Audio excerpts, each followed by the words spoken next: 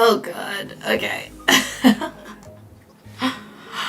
This is getting all kinds of messed up. Okay, I don't know if you guys...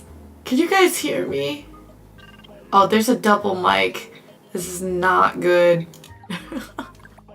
How's that? Is everything... Can everything... Can you guys hear me?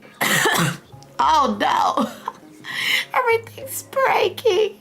Everything is literally breaking. Okay, so I know I sound pretty rough.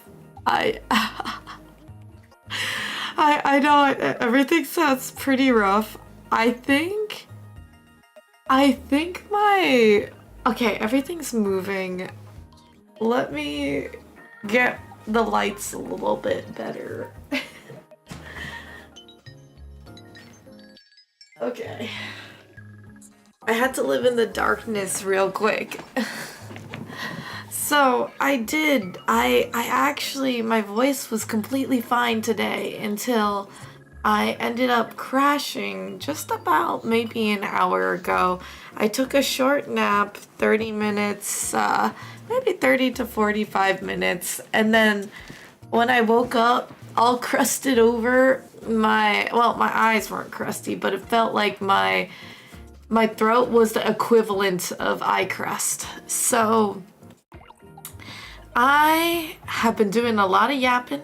I've been doing a lot of networking, a lot of all that stuff, and it is tough. It is tough. That, of course, of all the days when I come back, I'm excited to yap to you guys about all of my experiences, that my voice be crunchy like the flakiest of frosted flakes. Hey guys, how are you? Thank you. Jam, Storm, Key, Zen. Oh, micro peers, I'm so glad to see all of you guys here. I know I haven't been streaming. I have returned from a little vacation. And given I feel like I need a vacation from a vacation.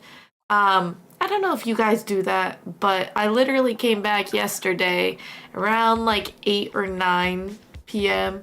And then I went straight to cleaning. Making sure everything was ready for work today. Today was a little bit easier. Not too many strenuous things. But gosh, is it ruining my voice? Oh my god, everyone is here. Hi Beats, how is everyone? Thank you guys, thank you so much for the love. Oh my gosh, wait, hold on. I need to make sure Mix It Up is also up. You know, I wanted the stream, but I wanted everything set up. But me returning back, I simply just did not have a lot of time to set things up. The double shout out, yes! Because Beats is just that important. We currently have a level 2, it looks like, hype train. Level 2 hype. Ah! Oh my god! My boy!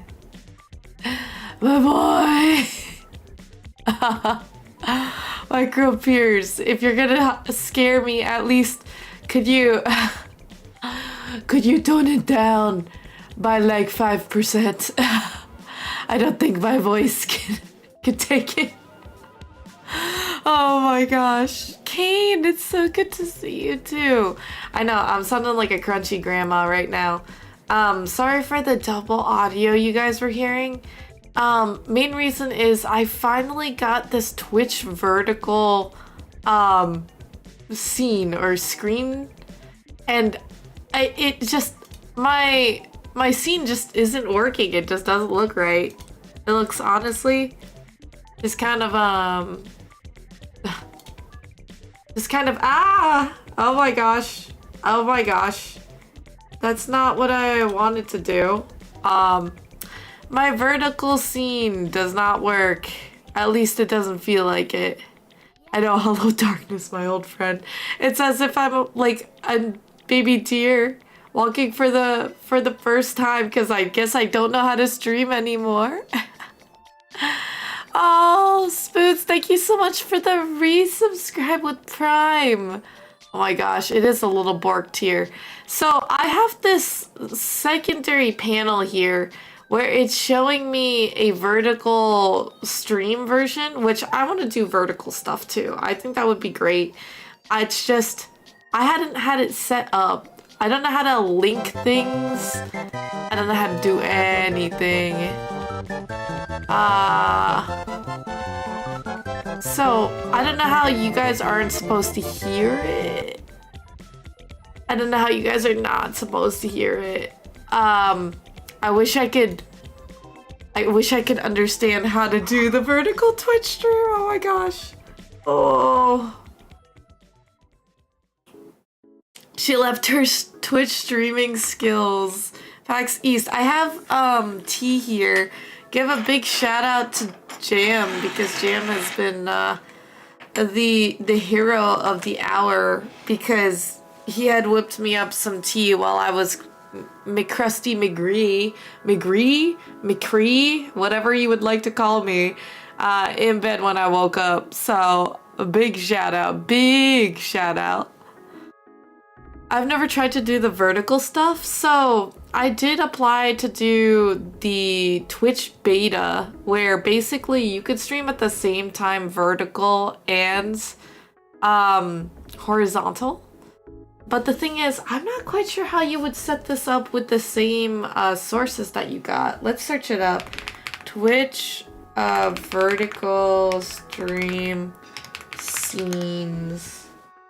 So how do we... Okay, we got this. So, guys, I just to recap for anybody who is just recapping for anybody who hasn't been here for a little hot minute on my stream. About 2 to 3 weeks ago, I had said I was going to go on a brief little, not like hiatus, literally a vacation, but it was like a workcation where I was gonna hunker down, do a lot of development. I basically did not talk to anybody, but just did lots of stuff for prepping for my alpha demo for my game. And happy to say that we did end up demoing the game at some events adjacent to PAX East. So no, we didn't have a panel, we didn't have a booth at PAX East, but hell, do I believe we're definitely going to, because it is such a great experience, such a great experience. And we got a lot of good feedback. Our game for like 3 hours was slowly breaking. The more and more you kept playing it, different players would just find different bugs. I have to go through all of the feedback. It's frankly, it's so silly, so crazy. I would like to show pics, but again, I passed out, so I'll need to send the pics to my Discord so I could send it or share it on stream. I need to vet it, basically. But I'm really happy to be back because I want to tell you guys, especially like the amazing experiences I've had in Boston. If you guys don't know, PAX East, the Penny Arcade Expo is what the acronym is, PAX East. They have other events like PAX Prime, they have PAX Unplugged, PAX West. But PAX East happens in Boston, Massachusetts. And I can't really remember the last time I've been in Boston, but I used to not like the city, and coming back older and being able to actually hold out on my own, going on different museum trips, sightseeing, I really have an appreciation for it. And I highly recommend if you guys ever get the chance to visit Boston. So different than New York. It's very clean, very, very clean. Doesn't have as many skyscrapers. Got a lot of culture. Got a lot of really kind people as well. I highly recommend you guys come visit. Did I go to Cheers? Oh, what do you mean Cheers? As in, is that one of the events at PAX East? Boston is a labyrinth? I do believe it is a labyrinth. Oh, it's a show. Got you. No, we did not. We did not. Let's see, from Boston, and they had a oh, no, I did not go. Given, so in college, my college was a bar school. However, I think I'm more of a nightclub girly. Like, I like to dance. Bars, yes, you can have dancing, but I think it's a lot more, I don't know.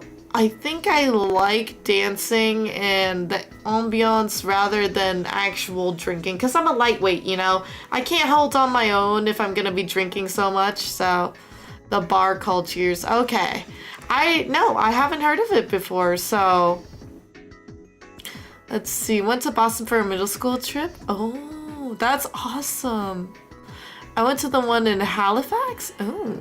Is it decent? What does it have that's special? Does it have specialty drinks? Like, what is it? Yes, Chinks. Our school was indeed a bar school. There wasn't any nightclubs, not a party school either, because we didn't have Greek-like presence. So that's basically what it was. It's the titular bar of the show. Ah, okay. I see. So, I guess maybe that shows that I'm not too much of a drinker or someone who knows a lot of the references if there was any shows that happened to take place in real life. Ooh, I got you. But I am glad to be back. My voice seems to be returning the more I stay awake.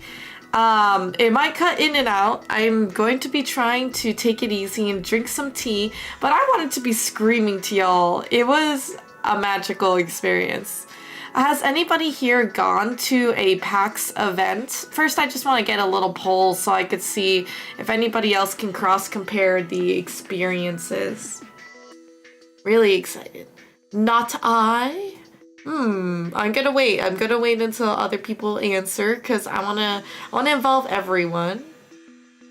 As a fellow lightweight, I remain sober for my own health. I feel like we would all die. All lightweights would die if we end up bar hopping because unless you spend a couple hours at a bar and you like start early.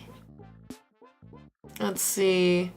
Nope, only trade shows you've been were CES and APEC. Do you mind spelling out those acronyms for me? I know CES, I think, but I don't know the acronym spelling. I believe Spoots went to CES. Isn't that? Am I misremembering Spoots? I was too antisocial to go when I had the chance. Oh, Storm. Love to get to CES again. Consumer Electronics Show? Yes.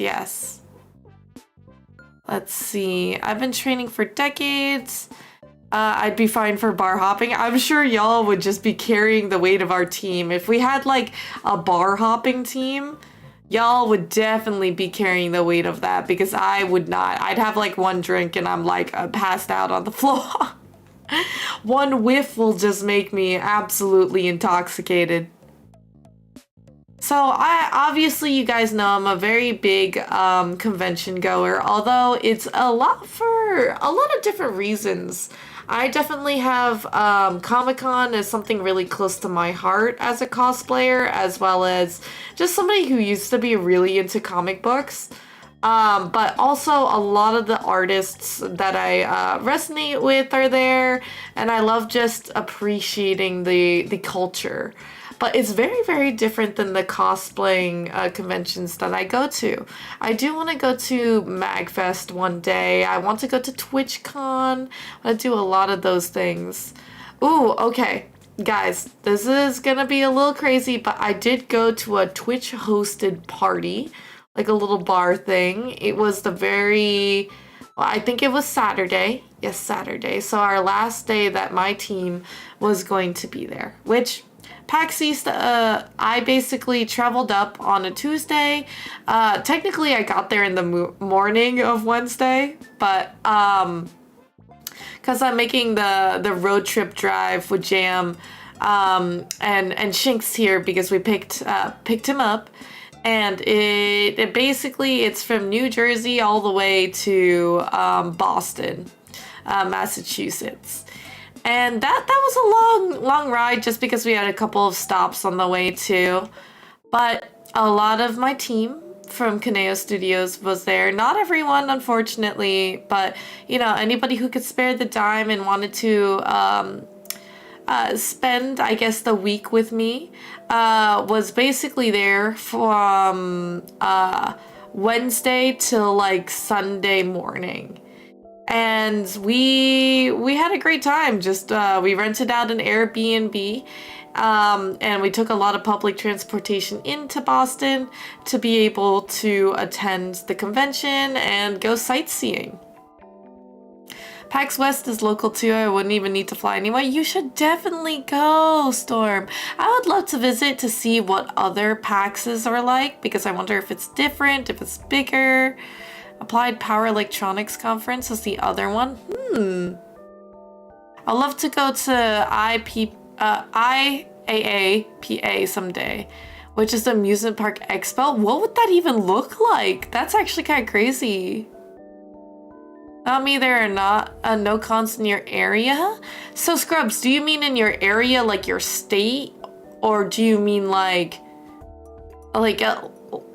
East Coast? Like, are you in the middle of nowhere? Comic-Con 2 has a special meaning considering it was your first con. Me too. I went with my family and we made, what is it? The official Comic-Con page for I think it was the Thursday badge. It was so cute. I don't like people enough to go to cons anymore. So you used to go to cons, Kane. Which ones did you go to? Let's see.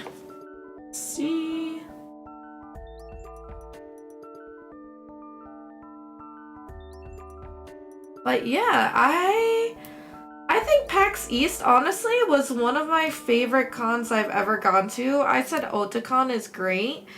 I think Otakon is one of my top ones. However, PAX, I think, has the best down-to-earth and friendly environment for indie game developers. GDC is very corporatized, and there's just so many people. I think that the venue and the balance of vendors for PAX East felt a lot more healthy. You could walk around without having to be shoulder to shoulder with someone. You could really have a conversation as well. It just didn't feel as rushed or as crowded as usual ones are. And it's kind of crazy. I believe Jam had searched up because I asked my team how many people go to Comic-Con versus how many people go to PAX. And literally, I think it's like 15,000. But then in Comic-Con, they have like about 250,000 people that go to the Javits Center. And that's insane because it felt like the Javits Center was much smaller than the venue for PAX. So it a little bit crazy that they would do so. I think maybe it's just too populated or too busy. But yeah.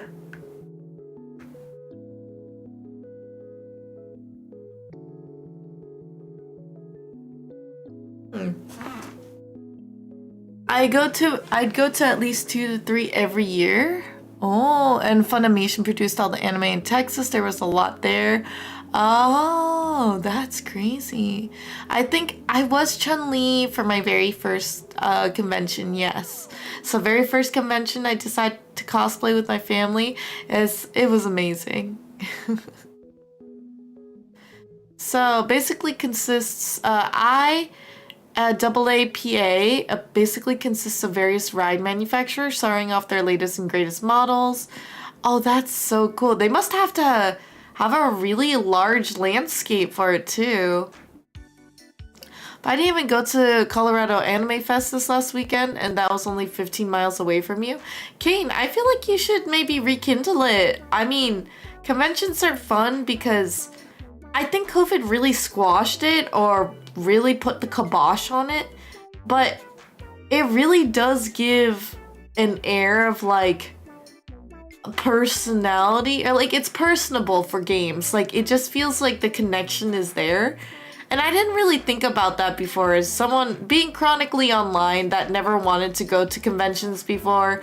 Like I didn't see the need for it because it's just so much money, right? And waiting in lines. It's basically like another amusement park, but I mean, it's good to go once in a while, but for me, I just love the experience. And I mean, it's not for everyone, but I think people should at least try it once.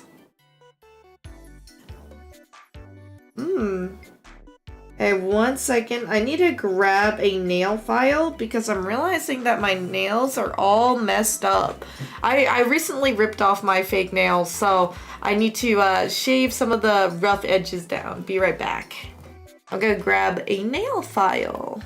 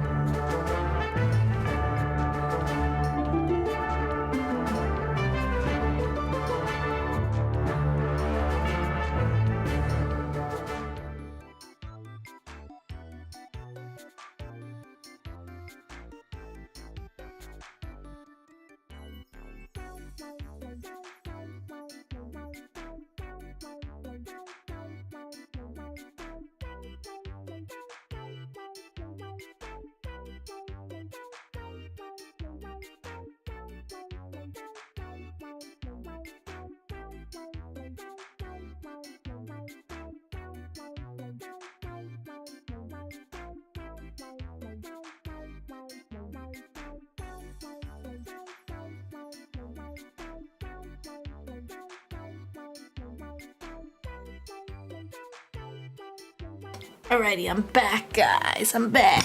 Oh, ow. I just bashed my knee against my table. Ooh, okay. But, ooh. Oh, I see that you guys spawned a dungeon. Honestly, I'm kind of feeling Minecraft vibes again. I don't know why. But I always go back to it. I think it's just like one of those timeless games that you can always go back to.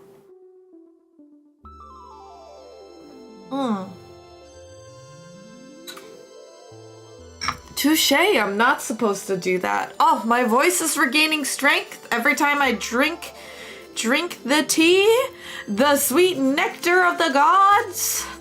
Honestly, I'm more of a tea person. I actually don't like caffeinated stuff, but at least I don't think this tea, or for the longest time, I didn't think that tea had caffeination, but I'm apparently severely wrong about that. I got caught in a mousetrap. Oh, Shanks, that's terrible. Oh, you're going to go to the auto show. I remember my family and I would go to the auto show pretty frequently. I don't think I'll be going this year, mainly because I have a lot of, I guess, things that I want to travel to. I guess a little bit of vacation that I want to do. One of which is I'd like to go to Korea at some point.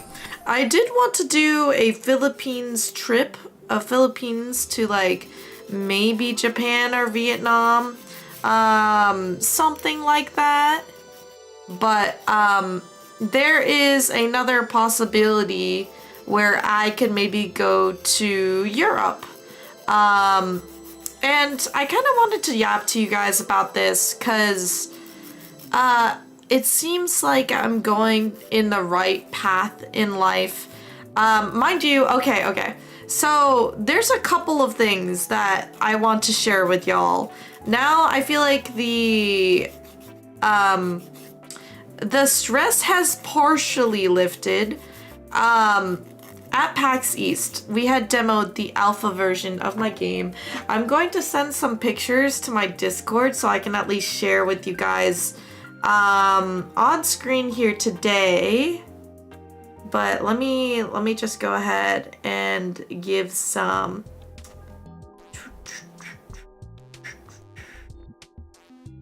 I'm going to take some of these videos, some yum foods. I got some really silly videos of fishies and stuff, which is really cool. Some food that I ate, some beautiful areas.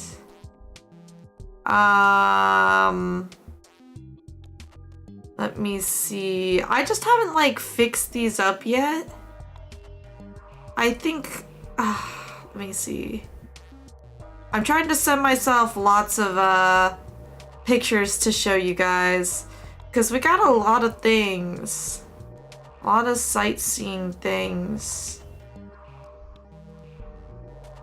So this is the expo floor.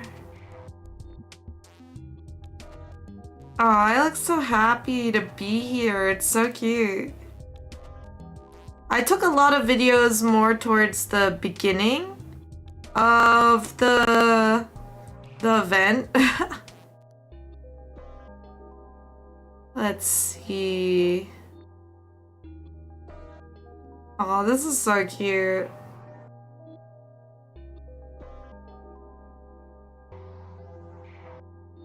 I got some decent pictures here.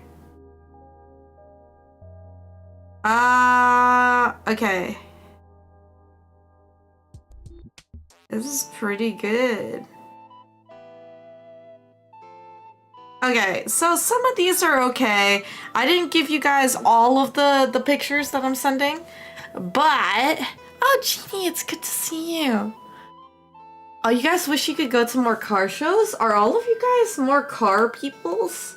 Car peoples. Car peoples. Do you know what we're listening to, guys? We're listening to bug music.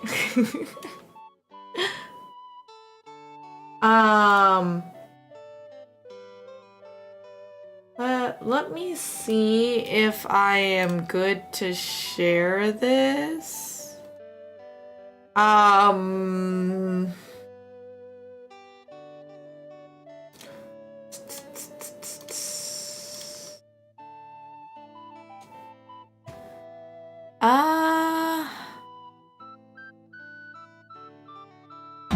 Oh my gosh, the noises! Oh, did that hurt your guys' ears? I'm so sorry. I'm trying not to make it super loud. Maybe I won't play the audio. I am so sorry. It could be Bug Fables OST. I hope I don't get DMCA'd. It says bug music. It says 1 hour of silly tunes for bugs and little creatures. Yeah, that was from Saturday. So I'm just gonna share it with you guys already. It's, why is this being so weird on my computer right now? It's actually being super strange. Let's try this. Why is it just like not conforming to the way I want it to? Okay, well, I guess it's gonna be here. Why is it like this? Oh my gosh. It's freaking out. It's actually freaking out. Can I? Okay. Is my model like cut off? Just slightly. It's slightly cut off. If I'm like more like here, I guess it's fine. But it's gotta stop changing. It's... Why can't I move this? It won't let me size my window! Okay, fine. I'll minimize it, so hopefully it doesn't... Not too bothersome. Like, now I'm cut off really slightly weirdly. And I don't understand why. Let's see. Almost there. It's just the scuffages is really too real here. Oh. There we go. Let's keep it going. There we go. I wish I could lock the resolution for here, but it is being a butt. It is 100% being a butt. So I'm gonna share with y'all. I'm gonna move myself to this side so you guys can see it. I'm gonna share with y'all my Discord real quick. I have a couple of videos here that I wish I could play with you guys, but I think it could ultimately blast your ears out, okay? So be careful.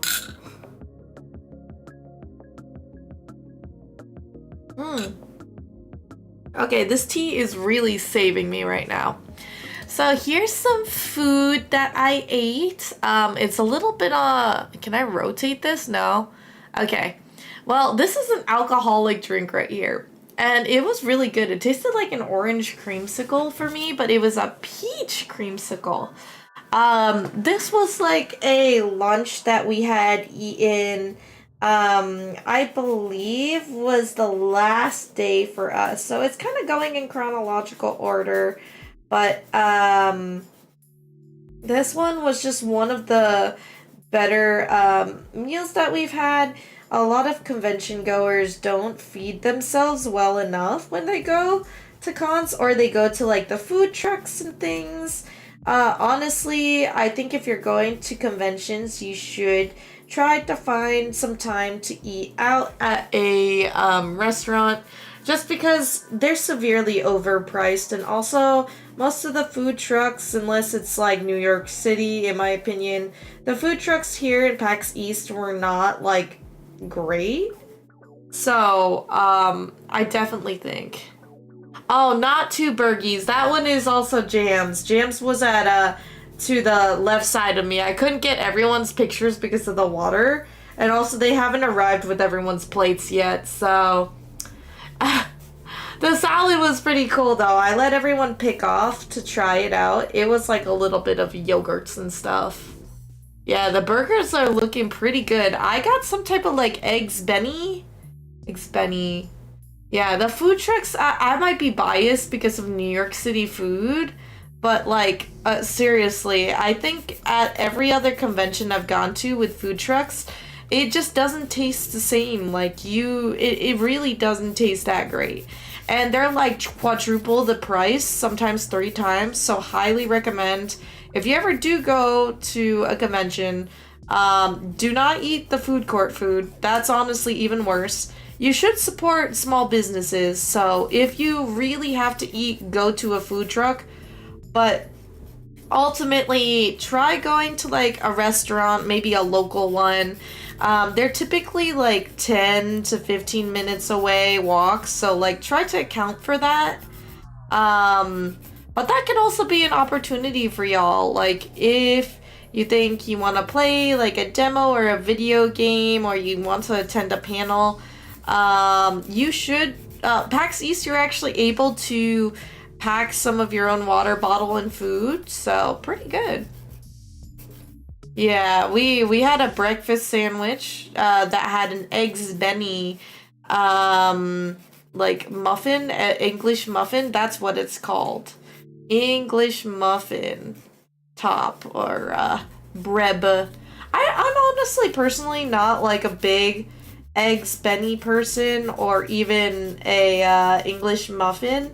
I really like bagels, croissants, or even any other bread, like it just, but this one I have to say was pretty good. Sorry, I'm showing you guys this because I'm trying to rough out the edges on my nails, because gosh, do they hurt.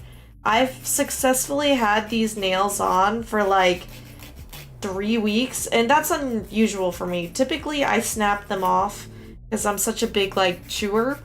I chew on my nails. Really bad nervous antic of mine. But I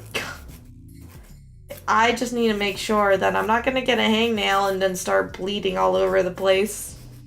Does anybody else have a nervous antic? Like, do they pick their nails or anything like that? Walking is such a blessing during trade shows. Standing at the booth all day is rough. Oh, 100%. if you're like demoing or if you're hosting a booth, it's actually quite exhaustive. Especially like you could be really energetic and excited, especially if you're showcasing a game or a booth, but like standing, at least if you're walking, you're moving, right? It's a tough thing. Chew chew chew your nails. Chew chew. So that was one. I did go to a Twitch party, and mind you, I did meet a couple other Twitch streamers. We connected, and I hope that I could play with them. Oh my god, guys, I have so many announcements to tell you, but let me share with this to you. This was my first ever Twitch party, and it was packed. It had terrible coat check services, and the amount of money for the drinks was absurd. Good thing I'm a lightweight because I did not want to pay any more than I had to. I want to play it. It might hurt your ears. I don't know. You gotta be careful. Well, the code check was fine. Like the payment was fine. It's just there was so many people at this party that like now it was going really slow. They didn't have a lot of space. So I think that's why. So they have Twitch parties. They have a couple of Twitch parties that happen at different cons. I think the Twitch parties you guys are referring to are from TwitchCon. I consider Twitch parties everything that Twitch, the company itself, hosts, like partners or backs. So for every convention, many companies that go to attend these events, like if they have a panel, will often have a after party. So take for example, if Larian Studios, they did come to PAX East here. So if I share this, there was like one of their booths that they had. If Larian Studios decided to have a get together or a mixer at a bar that was right next door, then they would rent that out and they would, make a meetup. So it would be like something you can RSVP to. You would need to sign up with your email or give personal information, either pay there or at the door, depending on what it is. And depending if you see the event, like it's closed off only to, let's say, PAX Easters, or it could be only to certain people that saw the invite. Like they wouldn't take anybody at the door. For this specific Twitch party, it's hosted by Twitch for PAX. So it's like the PAX East after party hosted by Twitch. And they just rented out a pretty swanky bar, to be honest. It was relatively large for the bars that I've seen before, but they do not take anybody at the door. You had to RSVP before the day. They closed the RSVP, so nobody, like, no sus people are gonna be coming in. You have to pay like about $15 for entry. And they basically, you needed to have your Twitch account. So if you did something and you got kicked out, they could ban you on Twitch. They could search up your information, that type of stuff. I also didn't realize that there's two identical bald men on the escalator. Did not realize that. That's really funny. But as far as I know, many conventions often have issues. Like GDC didn't have a Twitch party. Well, they did, but people have been, I don't want to call it, but unfortunately taken advantage of or drugged at these events, different events hosted by different companies. So it is something to be cautious of when you go to conventions. You should always have a buddy at the very minimum, but you should always be cautious. At Twitch, they actually provide, safety what is it? Safety bibs, safety cups. It's the cup sleeves. That's what I think they're called. So they actually provide those for every drink free of charge if you ask them. So for the females, you always see that their drink is covered. It's like some stretchy cover. And that was really cool to see. They even had it. I went to the girls' bathroom, the woman's, and they actually had a fat stack of those. There was also lots of security detail, like just around.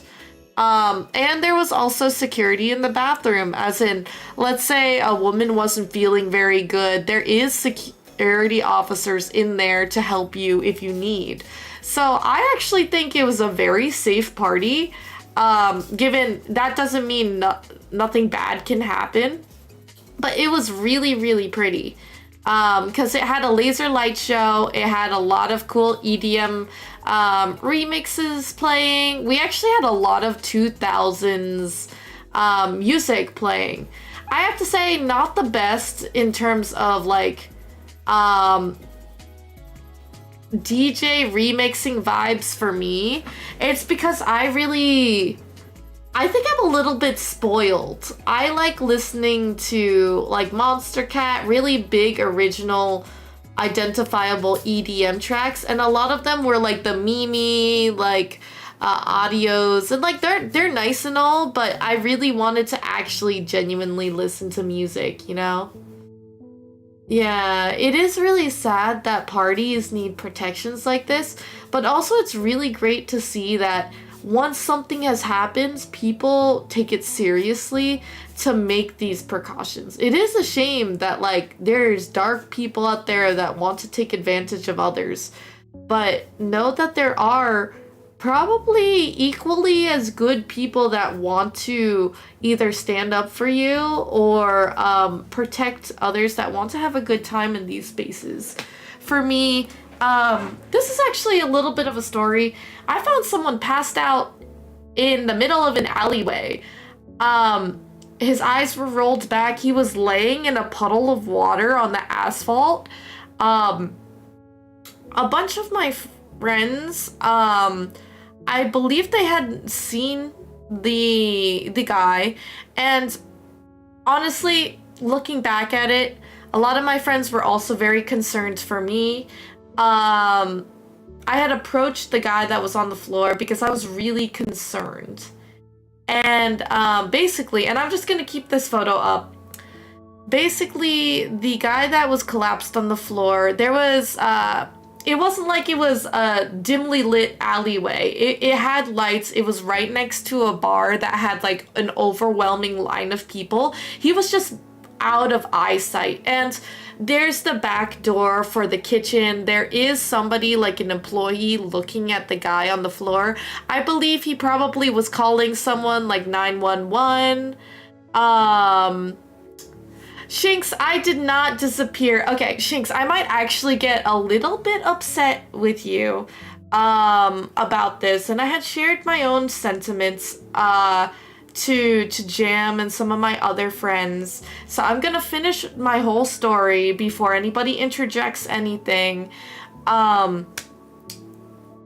It was not inside the alleyway, as in like it is, but it's not like several feet. It was literally like just around the corner. If you start walking, how do I explain this? You know what? I'll get the paint, good old paint app for y'all. No worries, Shinx. Do not believe that you're at fault for this, but how I was raised and my morals sometimes get the better of me. So I want you guys to understand where I'm coming from, but I also am aware of the how scary it can be what I had done. So let me outline this for you guys. So here is the street, right? Here is the street. Can you guys see this? I'm gonna make it a little bit thicker so you guys can see this. And this is gonna be a top-down view. And here is the little lines, right? This is indicative of a road. And here's like the corner. Okay? The corner. And there's like an intersection. So we'll do this. And you guys can tell me your own opinions. I know I wanted to share more about like the actual game, what had happened, but this is I'm just gonna share with you guys what this looks like. Let's see. So let me just outline this. So here is the sidewalk, and I think a lot of you guys are going to feel the same way as me, and it's just the world that we live in that we are so fearful. I think I am quite naive, as in I genuinely want to think the best of people, but I actually cried about this in the car ride back, because I was contemplating if I was in this person's shoes and what actually happens for them to be in this situation. So let me talk about the, I'll call him the victim, right? The victim. The victim was literally, okay, let me do him like this. Okay. Here's a door, and I remember this distinctly because it kind of pissed me off. It did piss me off. Here's some stuff. There is, I'm gonna make this in orange. There is several bright lights here that's like shining. And, guys, I'm really giving you a detailed overview of this. This is when you know I was not actually drunk at this point. That I'm drawing you out like full-scale environments for you guys. Cause I clearly remember this. This is how pissed off I was, actually. So more lights, right. These are where the walking lights are. And then I am going to make, this is a rope. This is a rope. So here is several, I'm just gonna put these as more bystanders. There is a bunch of people waiting to get into this bar, right? And I am going to make, I'll make myself yellow, right? I think I was a little bit pissed off at everyone, to be honest. So we're a band of 6, okay, right? This is a band of 6. This is exactly what it looks like. Can everybody see? Should I zoom in? We're zooming in. All right. This might look a little bit better. Zoom. Okay. There we go. Move you ahead. I don't think I can do that. Wait, hold on. We'll erase this. So, oh, is it the brush? I need my brush.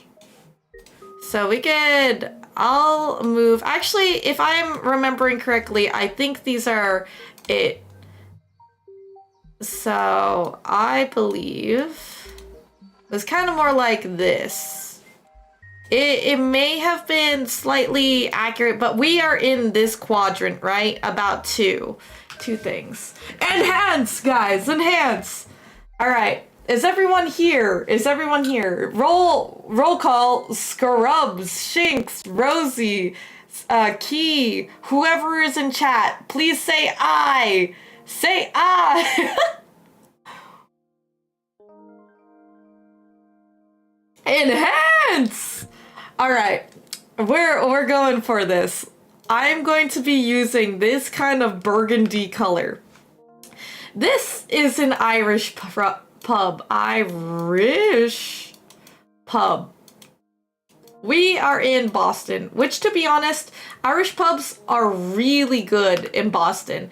Therefore, all of these people here in this line are, I would say, college kids. Mind you, by the way, we are in Harvard, like Harvard's district.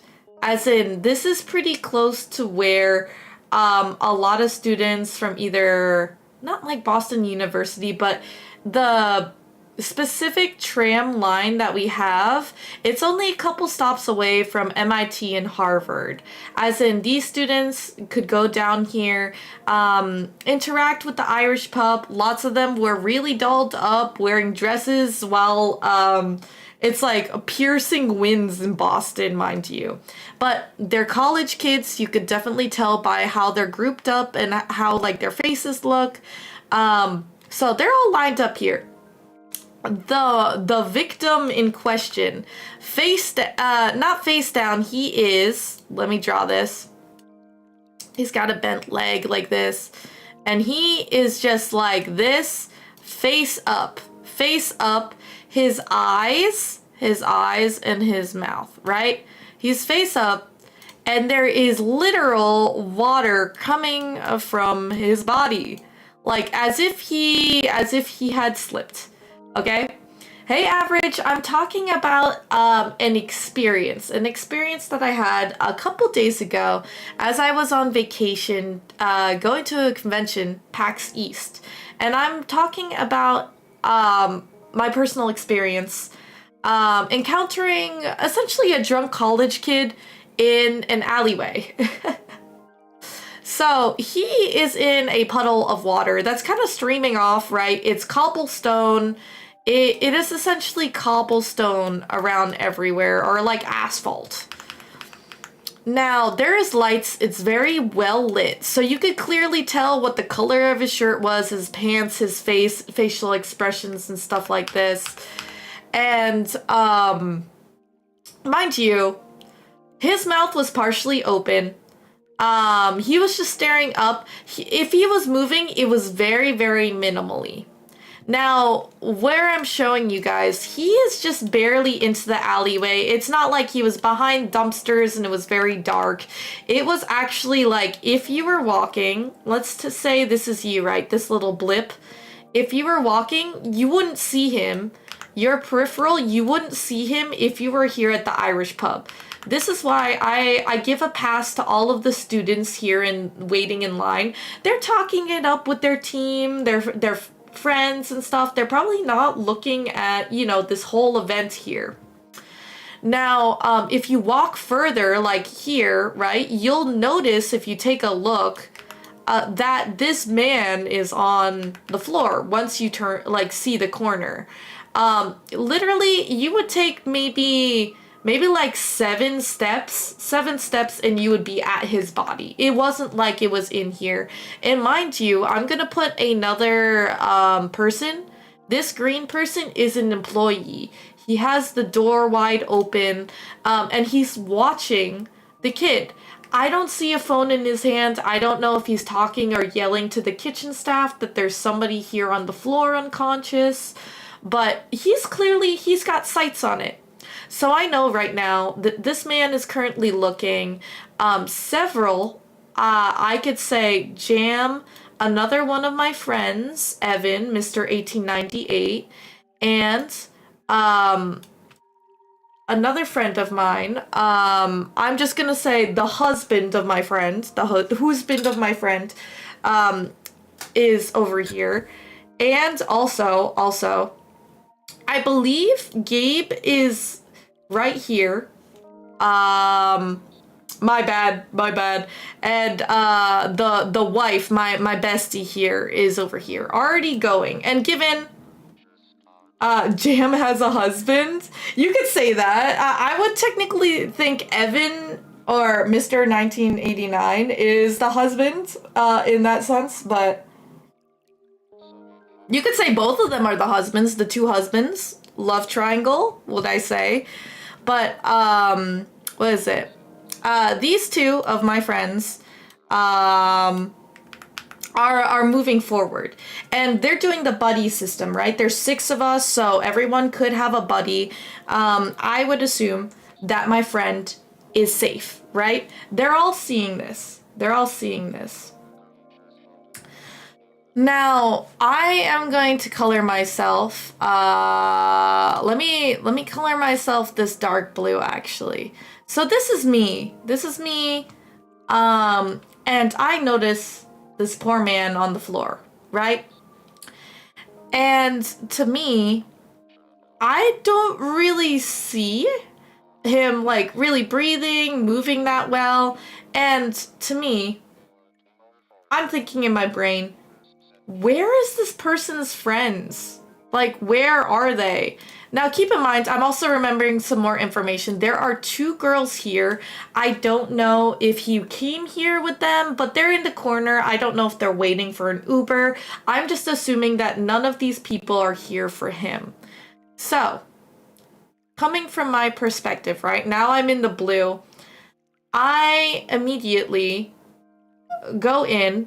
It's only like 7 steps. Everyone here, I'm gonna say again, everyone here stops and they can clearly see me. They can clearly see me, and I am about 2 to 3 steps away. Steps away from the person. I just bend down a little bit closer, and I could see that the guy's eyes are like kind of half open. They're like almost half lidded, like eyes rolled up. And for me, I'm really worried, okay? I might not be a nurse, but my mom is a nurse, and like growing up in the household with a nurse, she always wants to help someone. She, like, obviously she's licensed for it, but she has a really, really kind heart. And my dad does it as well too. They grew up, working in New York, so obviously they're very cautious. They are very, very cautious that this could be a scam. This could be something that could make people really hurt. But the thing is, they still have a really good heart. And for me, I am very cautious. What if this man freaking drop kicks me and then stabs me in the eyeball, right? And then I'm done, like at TKO, total, like I lose my, I get unalived immediately. I take from a good chance away just to inspect to see if the person is conscious. Because to me, if you guys don't know, I've taken care of a lot of my friends back in college when they were drunk. Now, I get intoxicated really fast, but because I only have a minimal amount of alcohol in my system, like 1 drink, it often goes away way faster than anybody else during the whole night. So I end up taking care of a lot of my friends.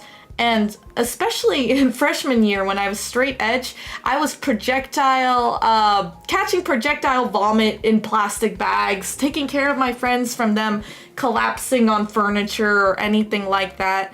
I am no stranger to this.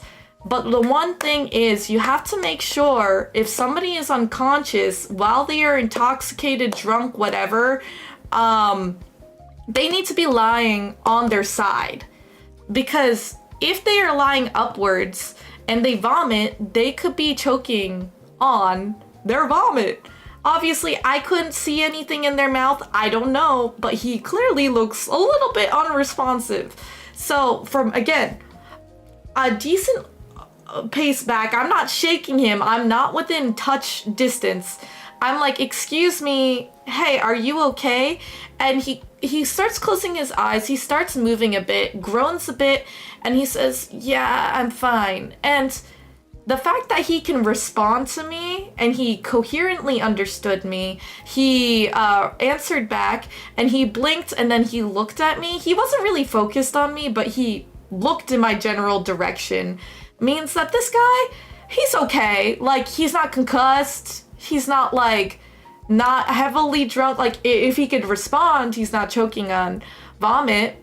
And at this point, I'm like, oh, okay, he's just a passed out dude in the alleyway, right? I'm fine with that. I stop leaning over to see him. Again, never touch the dude. I just go back. Yeah, he's just a little out of it. I just go back from here, turn around, and all of my friends are like pale faced. They're like, what the hell are you doing? Like, I could tell in their reactions that they're like, what are you doing approaching a man like this? In the alleyway. Like, okay, valid reason. And given, even if I'm 2 to 3 steps, this man, what if he was a ninja? What if he just absolutely kidnapped me or had accomplices, right? That can very well be a whole scenario. That could be a whole scenario. I absolutely don't blame them. The one thing that had kind of irked me is that none of my friends decided to come up with me. As in, it was only about 7 steps. If they were really concerned, why did they just watch me come up if they were worried about my safety? Like, okay, imagine being the dude on the floor right now. If you're the dude on the floor and then you hear someone call out like, hey, are you okay? And you wake up to see 4 other dudes and a female looking over you. Like, that's a little scary, sure, but like, if you think about it, if he had accomplices that were gonna jump me, there's 4 against however many, right? At least I have numbers on my side. To me, just a matter of deduction, I think it's highly unlikely given that the employee is there. I mean, the employee could have been a part of it, right? But there's also many people around within earshot. If I started bellowing like how I did in cheerleading, people are within running shot for me. And so, as I was saying, for me, I feel like as a friend, I would want to come up. We move as a unit. And I was trying to ask people like Jam, the others that were with me, to, you know, come up with me. It's only a couple steps just to make sure the person's okay. If they were unresponsive, maybe we should call 911 before I even stepped there. And I feel like I'm ranting, guys. I'm so sorry. I'm getting a little heated.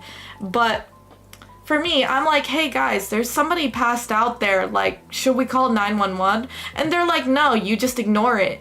For me, that kind of irked me to some type of core because I don't like being a bystander. And I don't know if that says something about my character. I know I'm no Steve Rogers, I'm no Captain America, but it makes me really sad, and I'm actually tearing up right now that a lot of people, chances are, would pass by someone. Like, the bystander effect that you learn in school is that everybody thinks someone else is going to call. It doesn't matter if there's multiple people calling 911 to report it. It doesn't matter if you think that employee is doing something right now. Like, I think the more people that can help someone, the better chance it is to save a person's life. Obviously, I'm not going to be doing CPR. I'm not going to be doing any of that because I could jeopardize his life. But at least being a good Samaritan to check up on someone is just a good thing to do. And I just thought about it. This guy is alone. He's young. He's like college. What if his friends left him? What if it wasn't even friends and he was trying to fit in with some people and then they left him there as humiliation? That's absolutely terrible. What if that was me? What if that was me because I was having a bad day and I drank a lot and then I'm just waking up without nobody there? Like, that's really, really sad. And arguably, I want to say it's pathetic because for him to get this drunk and pass out in an alleyway, that is pathetic. Be responsible. Drink with friends that you can rely on so they can carry you home or do something. But my heart does go out to people like this because you never know what this person's going through. You never know if you might need someone. So I'm just saying, like, the funny thing is, a lot of my friends, specifically said wife, my bestie, that had came on the trip with me. I'm just gonna call her Meeps. Meeps is the drunkest out of all of us. Mind you, at the Twitch party, disappeared for an hour 30 minutes to go to the bathroom. I went to go search for her. She was just mingling in the bathroom. I think maybe she got overwhelmed from the music, and that's perfectly fine. But she did not let us know. She did not message us that, hey, she's doing okay. She could have been passed out in the bathroom. I wouldn't have known. But she had disappeared, worried her husband's sick, all of that stuff. And then me checking up on this person, I don't want to say that she's berating me, but she was really concerned about me. She's like, you don't do that. You don't do anything. What if you got hurt? What if you did any of this? And it's not that I don't know the repercussions. I am risking myself to be in a potential harm's way because I care about people, even random strangers. But the thing is, she is in no condition to tell me that, because she's drunk, stumbling around. Meanwhile, I am actually coherent and sober at this point. She did apologize to me. She was just really worried, and I'm a-okay with that stuff. But I kind of feel a little infuriated that there's not more people that are willing to check up on others. Because let's say all of my friends, the 4 people here, if the 4 people here had the same sentiment as me, all 4 of us could have went there, all 4 of us could have been safe, and we could go on our merry way. But I believe, I don't want to target everyone, but all of them either were frozen, either they just didn't know what to do, maybe they just were content being bystanders. That made me at risk. That did, because of my choice. And given they could eliminate that risk if they just came with me, but it often feels like I'm standing alone trying to do a good thing. It kind of upset me. I cried a little bit about it, just because I kept imagining, for anybody that's gone through this before, I can't imagine it. I really can't. My heart breaks for them.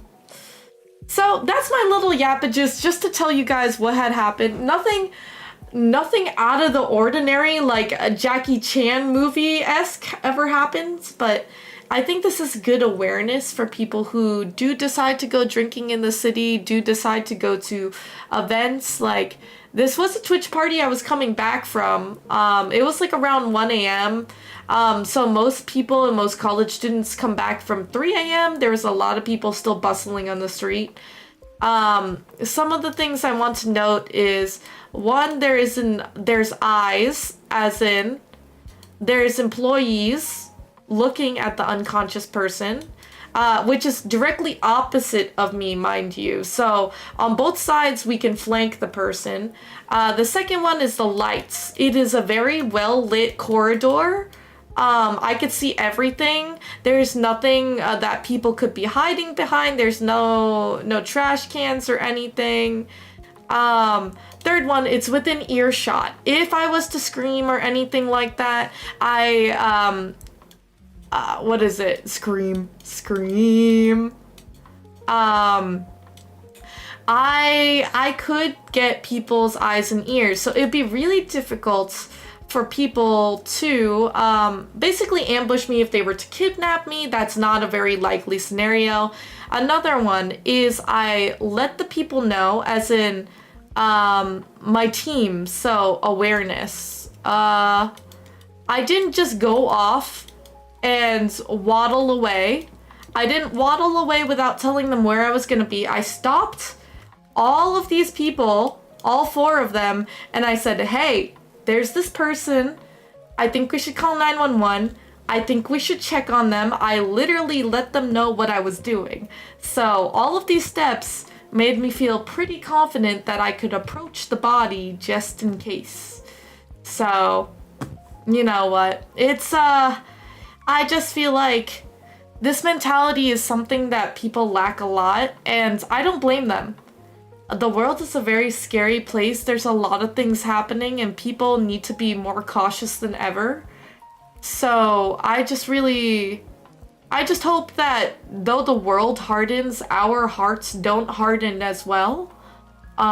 Because there should be more kindness in the world. If we keep closing ourselves away from people, I think it will just make us more bitter, more scared, more less likely to trust anyone. And happy, wonderful, whimsical things won't happen. Like, even if this guy would never know me ever, what if he was choking on his vomit? What if I did help him? Like, what if I just turned him on his side because he was actually choking and he actually survived? Like, what if he was gonna be unalived at that point? You have to think about these things. I don't think the amount of danger, especially because of all of these checklists I was going in my brain, I was level-headed about this. All of these checklists, I feel like it was very unlikely for me to be hurt or a situation that would be put me in danger. With thinking about that and weighing my options, to me, it is better to be safe than sorry, to know that a person is okay, because I believed I was very safe with all of the current environment variables.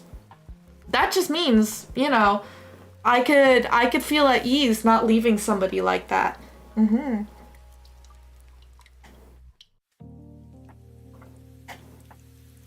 Mm.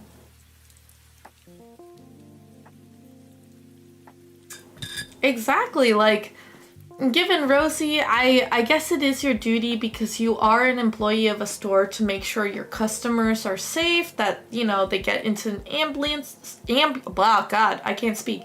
An ambulance to make sure that they're okay. I think that's the right way to go. It is really scary when you see it, and I don't know about you guys, but I feel like we become less human if we don't have those worries. So, yeah. Um, let's see. Yeah, I do think, well, to be honest, Jinx, I don't think you're a bystander because you're part of the buddy system. You're part of the buddy system with the said wife. Meeps was drunk. Meeps was very, very drunk. So I would have said that you were doing your duty, making sure she wasn't gonna walk off without us, and make sure that she's okay. Like, you're okay. I just don't want everybody thinking that it's... I don't want everybody to have the bystander mentality. I want you guys to kind of think about it. Like, kind of tap into your heart, you know what I mean? Hey, Wolf! Oh man, that's the first time I've called you Wolf. Hey, Unkindled. My voice is a little scraggly right now, but you've been here for 40 months. Oh my gosh. See, like, I kind of want to hear it from everyone. I yapped for about 30 minutes for this scenario that I drew out for you guys. I don't think anybody is at fault, but to me, I think I'm angry at the world that many people are afraid and more of a bystander than somebody who acts. I myself, I feel like I'd probably be scared. I would be scared too if I saw what happens or anything. But I have noticed in times of really scary events. For example, actually, in college, I was in a potential bomb threat. I was actually at a neighboring college where there was a really scary potential bomb threat at a musical event. And Shinx, you may or may not remember this, but it was like a couple 20, 30 feet away that somebody had this backpack and was looking very, very suspicious close to the concert stage. And somebody yelled out, "What are you doing?" Everybody was really, really worried because the guy was unmoving, looked like he was going to leave this this bag unattended, and everybody started rushing out. This had happened at the Culinary Institute of America, the CIA. And they have a wonderful stage and venue. However, this was supposed to be for someone's retirement show. Like one of the band directors were going to retire. And I was there attending for some of my friends. Yeah, the CIA? That's what sometimes I forget. I have to say the Culinary Institute of America because it's literally the acronym. And we attended, and I remember a lot of my friends were frozen. Our hearts sank. I actually woke up from almost dozing off because this was like not midterm week, but I was studying a lot for a test because I was afraid I wasn't going to pass class. And I just remember I grabbed Cerulean's hand and I started running. I started running even though everyone had heels. I even tried like saying like we can't stop now because we don't know what is in the bag. We don't know if it's gonna be crazy and level the whole like building. We just need to get as far away as possible. So from here, I'm well experienced in running in heels. I was just about to be like, ditch the heels, or I was going to pick her up. I was going to pick up Cerulean and start running. Given, she's the sporty one. I think she would have an easier time picking me up than I am with her, because I'm a little bit more like a twig-like. And, we started running. And I realized a lot of the people that had frozen, I started ushering them. I would be like, we have to go this way, this way. I think I was conditioned at some of my jobs earlier in life on scenarios of how to keep people safe, how to keep moving. I wasn't the type of person to freeze in place when something big happens. So I don't know, maybe when I'm thinking of this scenario right now, I don't think I'd freeze. And I realize not everyone is like me. I'm really grateful that I don't freeze. But I do think that, first of all, one, we should open our hearts to be more understanding of these people because we don't know what's going through with them.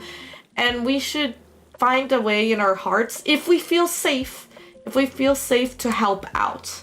That's just one thing I really wanted to share. But I want your guys' thoughts. Like, I don't know, Keys, Scrubs, Unkindled. I know you just came in halfway in my little spiel, but I'd like to hear you guys' points. I'm not going to save this, but I will share with you guys some more pictures of PAX East, right? I had a bomb threat in high school. To be honest, the staff handled it in the worst way possible. Tried to get all the students out of school into buses, and they ran out of buses and kept the rest in the school. With the backpack? That's crazy. Shouldn't they be, like, as far as possible, maybe in, like, a baseball field or somewhere that's, like, open? That's a little better?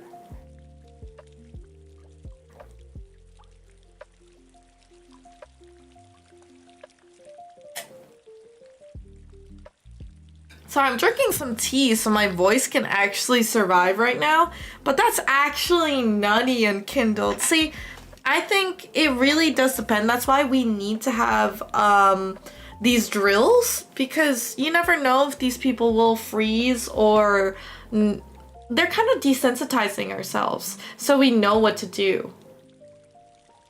Yeah, honestly, the staff members should get fired. In general, I agree with you, Nez. Everyone's making the world out to be as scary as horrible place. And it does make it scary and horrible. I agree, Keys. Now, again, I'm a 5'5", what is it? 5'5", semi-petite Asian, right? I doubt I could handle myself because I don't have any formal training. Maybe people would feel better if I did some like mixed martial arts or something like that. Mind you, should add this. I had I don't know if this word's gonna be censored, so I had a grape alarm. It's basically something that is as loud as a car alarm that you pull, so if you're in the city or if you're feeling like you're being followed, if you pull it, it makes a really loud noise to startle anybody around, keep the eyes on you, so you are pinpointed. This makes you less of a target because now you're gonna have this audio that's playing around. They can't take you, kidnap you sneakily. I wish I had my taser, but I don't know if Boston has any taser laws. And if I tased someone I could still be arrested because if I had an illegal item. I did not have my brass knuckles either, which in part maybe that should have been something I did. It's okay, me and my friend were playing Smash Bros. And a 3D DS. Oh my god, wait guys. I actually bought some old games for my DSi. I found my DSi. And given when I was younger, all of my DSi games were stolen from me. But now I am slowly trying to buy them back because in the era where games are not ours, we only buy the rights to play them. We don't buy physical copies of games. Those prices hike up. So like Diamond and Pearl now go for like $80 a pop or something for DS games. I want to keep them as much as possible. I think it's kind of crazy that it's like that, but I tried to buy 2 new games. One is Pokemon Rangers. I forgot what the full name is, but also I had also bought mystery dungeon games. So definitely would be censored. I believe so. To be honest, scary homies are part of the reason I'm a hermit. I know, and Kindled. It depends on the people that you hang out with. To be honest, I like that I have a lot of male friends that, frankly, I believe I could trust. I don't know actually if they could beat somebody up, but strength in numbers, right? I am less approached when I am with either a band of females or if I'm with a band of my guy friends. It does make me feel a little bit bad because most of my guy friends don't like the same things I do in terms of games. So like if they have to be with me at a booth, it's kind of, I feel kind of bad if they're waiting for a long time. Let's see, the world isn't really great right now, but I think if all of us did open our hearts a little bit and was a little bit more courageous to take a stand to try and change the world to be the way we want it to, I think it could be a better place.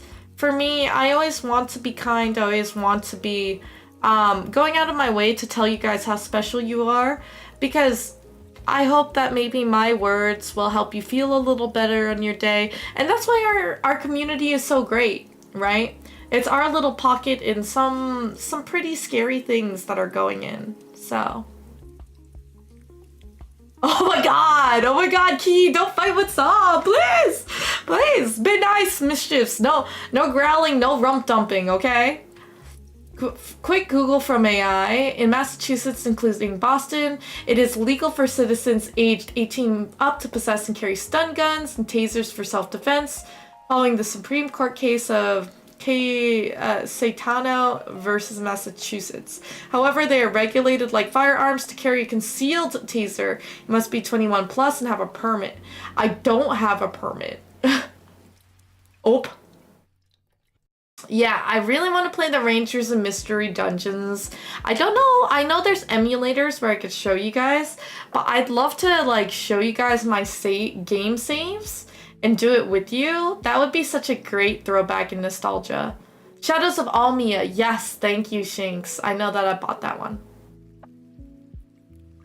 I'm not doing anything that any of those big meanie butts do. That's true, Sob. That's true. I know we as a people have small power, but if we band together, we have a lot. And we're feisty, we're mischiefs, and we have a lot to say. And I think our positivity can be definitely a light bulb and kind of, I think, an inspiration for a lot of people. So hopefully for you guys, although you are worried about me, I am safe, and hopefully it puts you at ease that I was rationally thinking that night.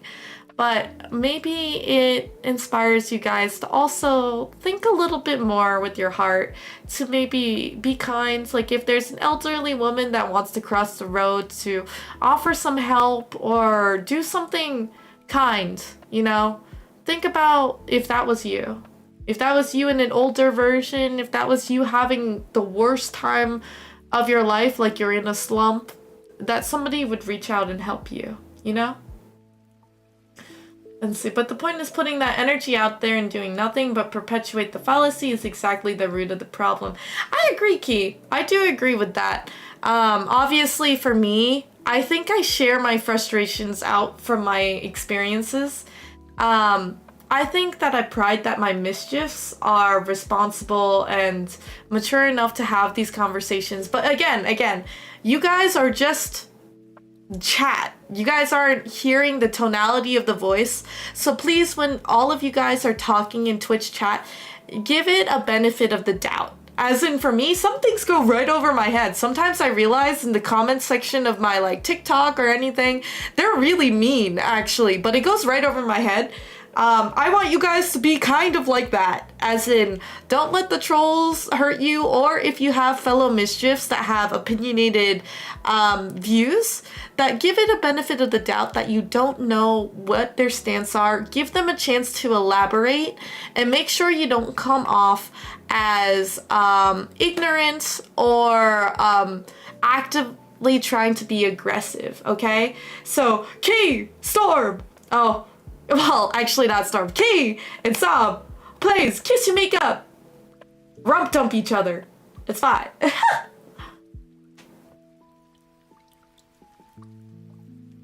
Let's see. Would not recommend Rangers games on emulators. They could be a bit rough. Oh, because of like, you know, how you're supposed to capture the peoples, right?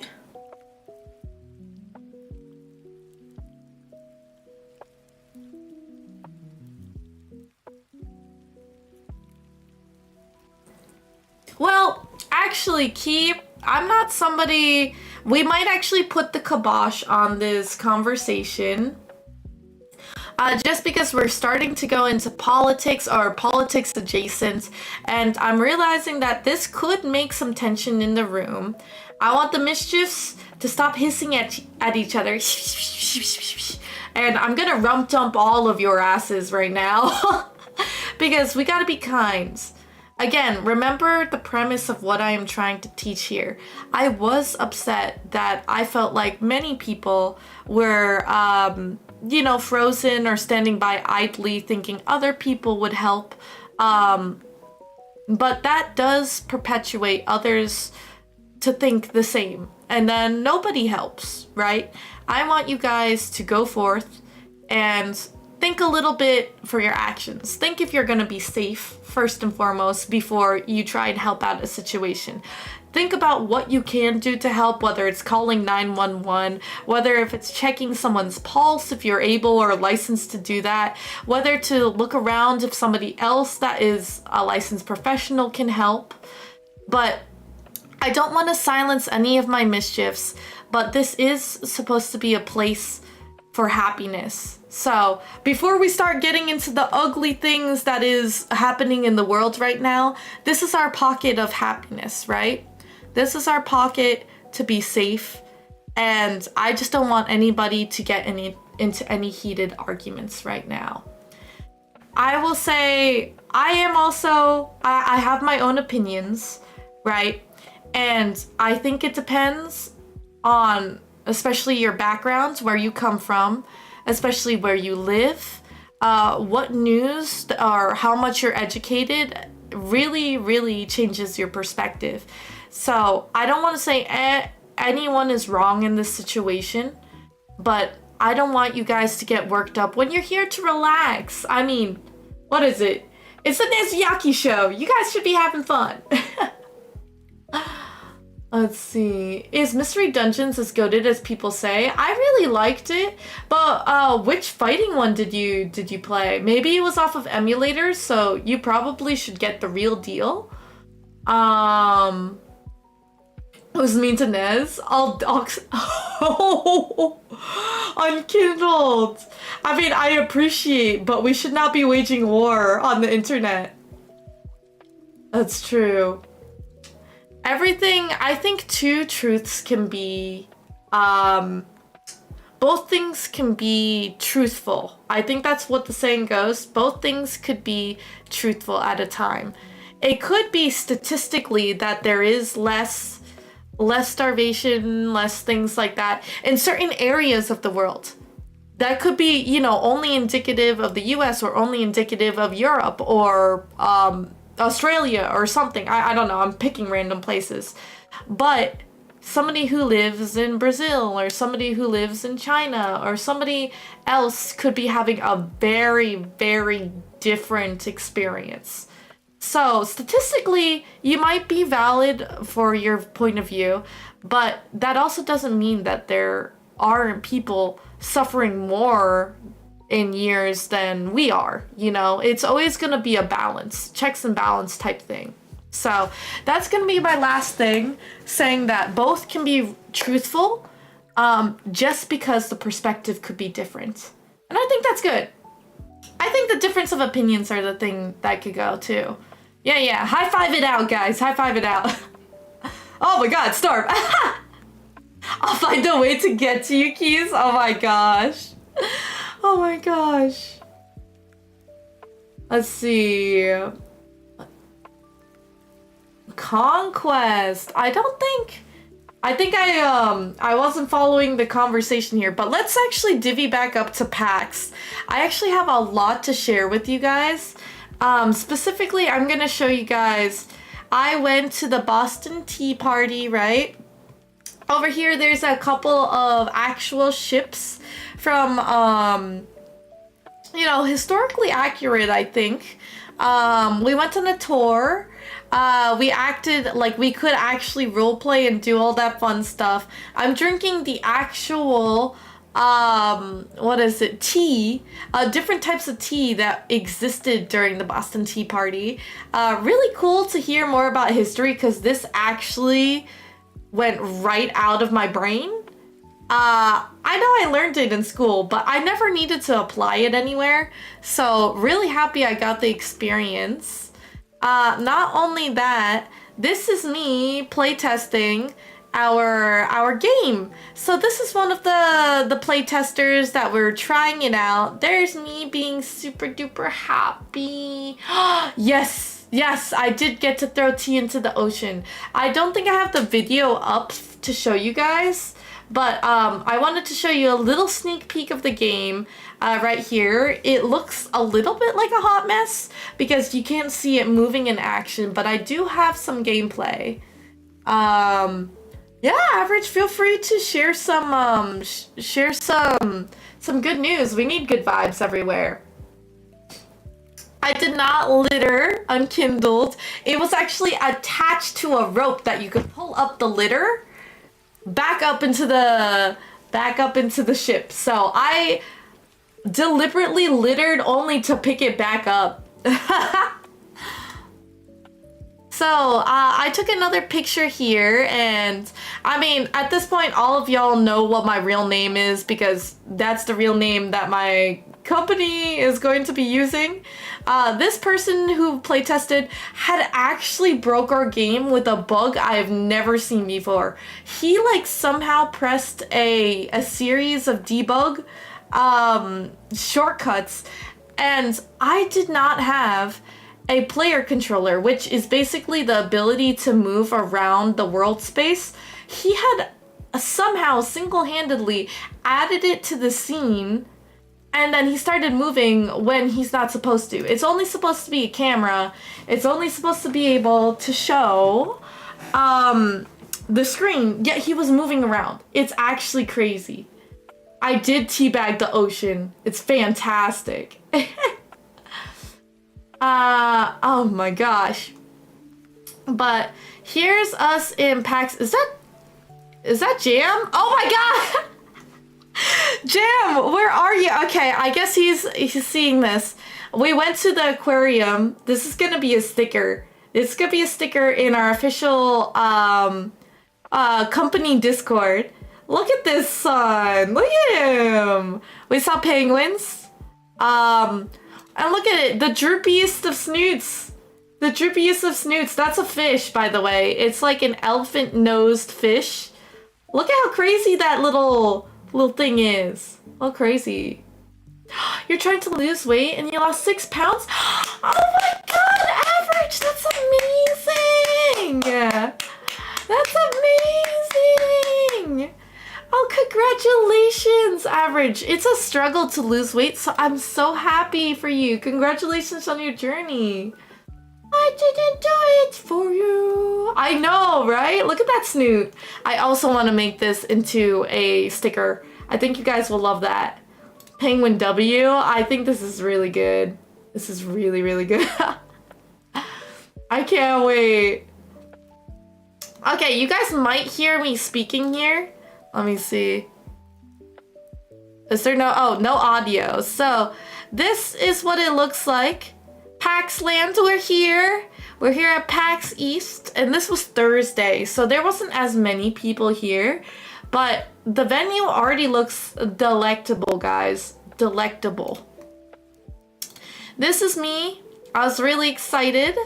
Over here, I'm wearing Kaneo Studios merch, which, by the way, my 2 updates for you guys.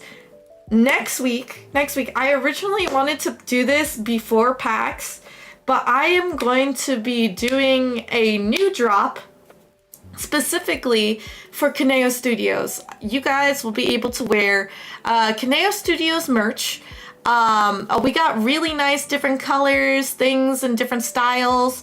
I'm kind of working out the kinks right now. The first designs for the developers, they came out very, very good. I really recommend all of the embroidered designs if you want 100% of the vivid colors. And also when you wash it, it's not gonna lose any, it's not gonna start peeling off or anything like that. But we all have Kaneo's merch, and you guys will see that in some of the coming videos. But I will be doing a drop on Fourth Wall, my official website, and any merch that you guys purchase will go directly to fund Kaneo Studios. So not Nezuyaki stuff, everything like your subs that you do for Twitch and stuff. I have been slowly collecting all the things for my debut, all different arts, all different things, and like subscriptions so I can make a better stream for you guys. That's all Nezuyaki things. All things that you purchase that is relevant to my game studio, all those proceeds will go to funding the developers, funding the marketing, funding the game, all of that good stuff. That I'm hoping I can get it to release maybe next week, maybe Monday. So if you guys want some cool merch, I'm getting better with each iteration I make new merch. I really hope that you guys will try and support. Oh, thank you, Zen. I'll show you. We have hats and everything.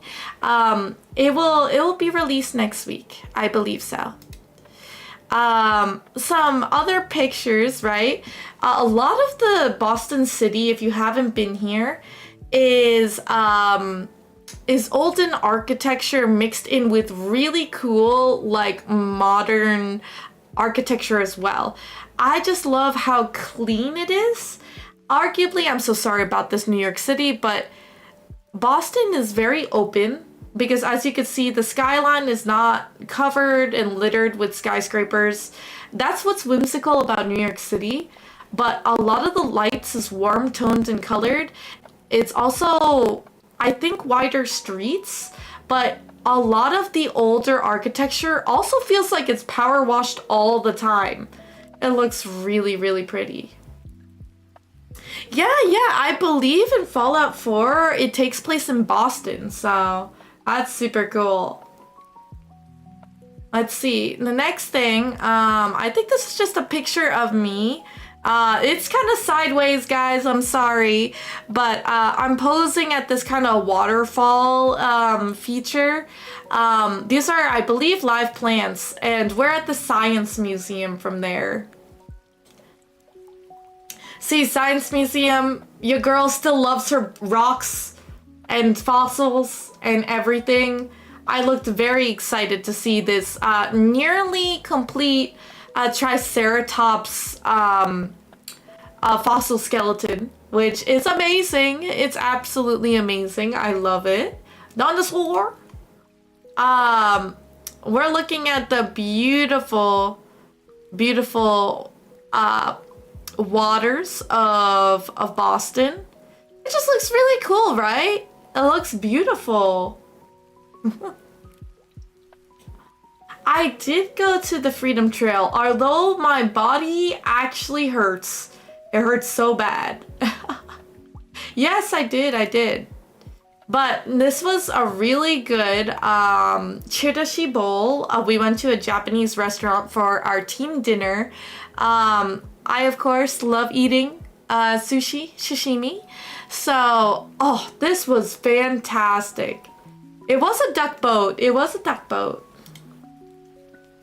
Another thing is you could see them getting fed. I think it's really, really cute. Super cool. This was in the really big tank in the Boston Aquarium, and they just wanted to eat more. Look at that, cute. They inhaled it. It was adorable. But okay, I wanted to film the sea turtle in the back, but I actually got, I got this crazy barracuda that was staring at me that just like paused in front of me when I was trying to look at the beautiful sea turtle. Because like, what are the odds? What are the odds for this fish right here? I feel like I could crop this to be a, also a sticker. But, as soon as I started filming, it just darted right in front of me and like to photobomb. Little photobomb here I thought was funny to show with you guys. So the Freedom Trail is a lot to walk though, but on the other hand, we did make a fusion of our, I guess, sightseeing day. We took a whole day to sightsee, and we also went to the museum for that. So I think if we spent less time at the museum, we would definitely be able to go and finish up and wrap up all of the Freedom Trail. We weren't able to go on the USS Constitution, but we were able to see it though. That was really fun. Really, really fun. But again, Pango! But I did want to share with you guys that type of stuff. I do want to share with you guys other things. Real quick. Let me move on over. Let me just see real quick. So we're gonna go with, okay, we'll go here. So I shall share my screen real quick. I'll go this way again. And another second announcement, guys. Second announcement. I don't know why that this is being so weird to me. But there you go. We have an official Kanea Studios Discord. We have an actual community Discord for my company. We kind of soft launched this. I'm going to be releasing an official invitation for anybody who wants to join and support the game development and the company. Probably within this week. Yes, yet another server to join. I believe I have 1, 2, 3, 4, 5, 6. I technically have six servers that I do in fact own and I maintain.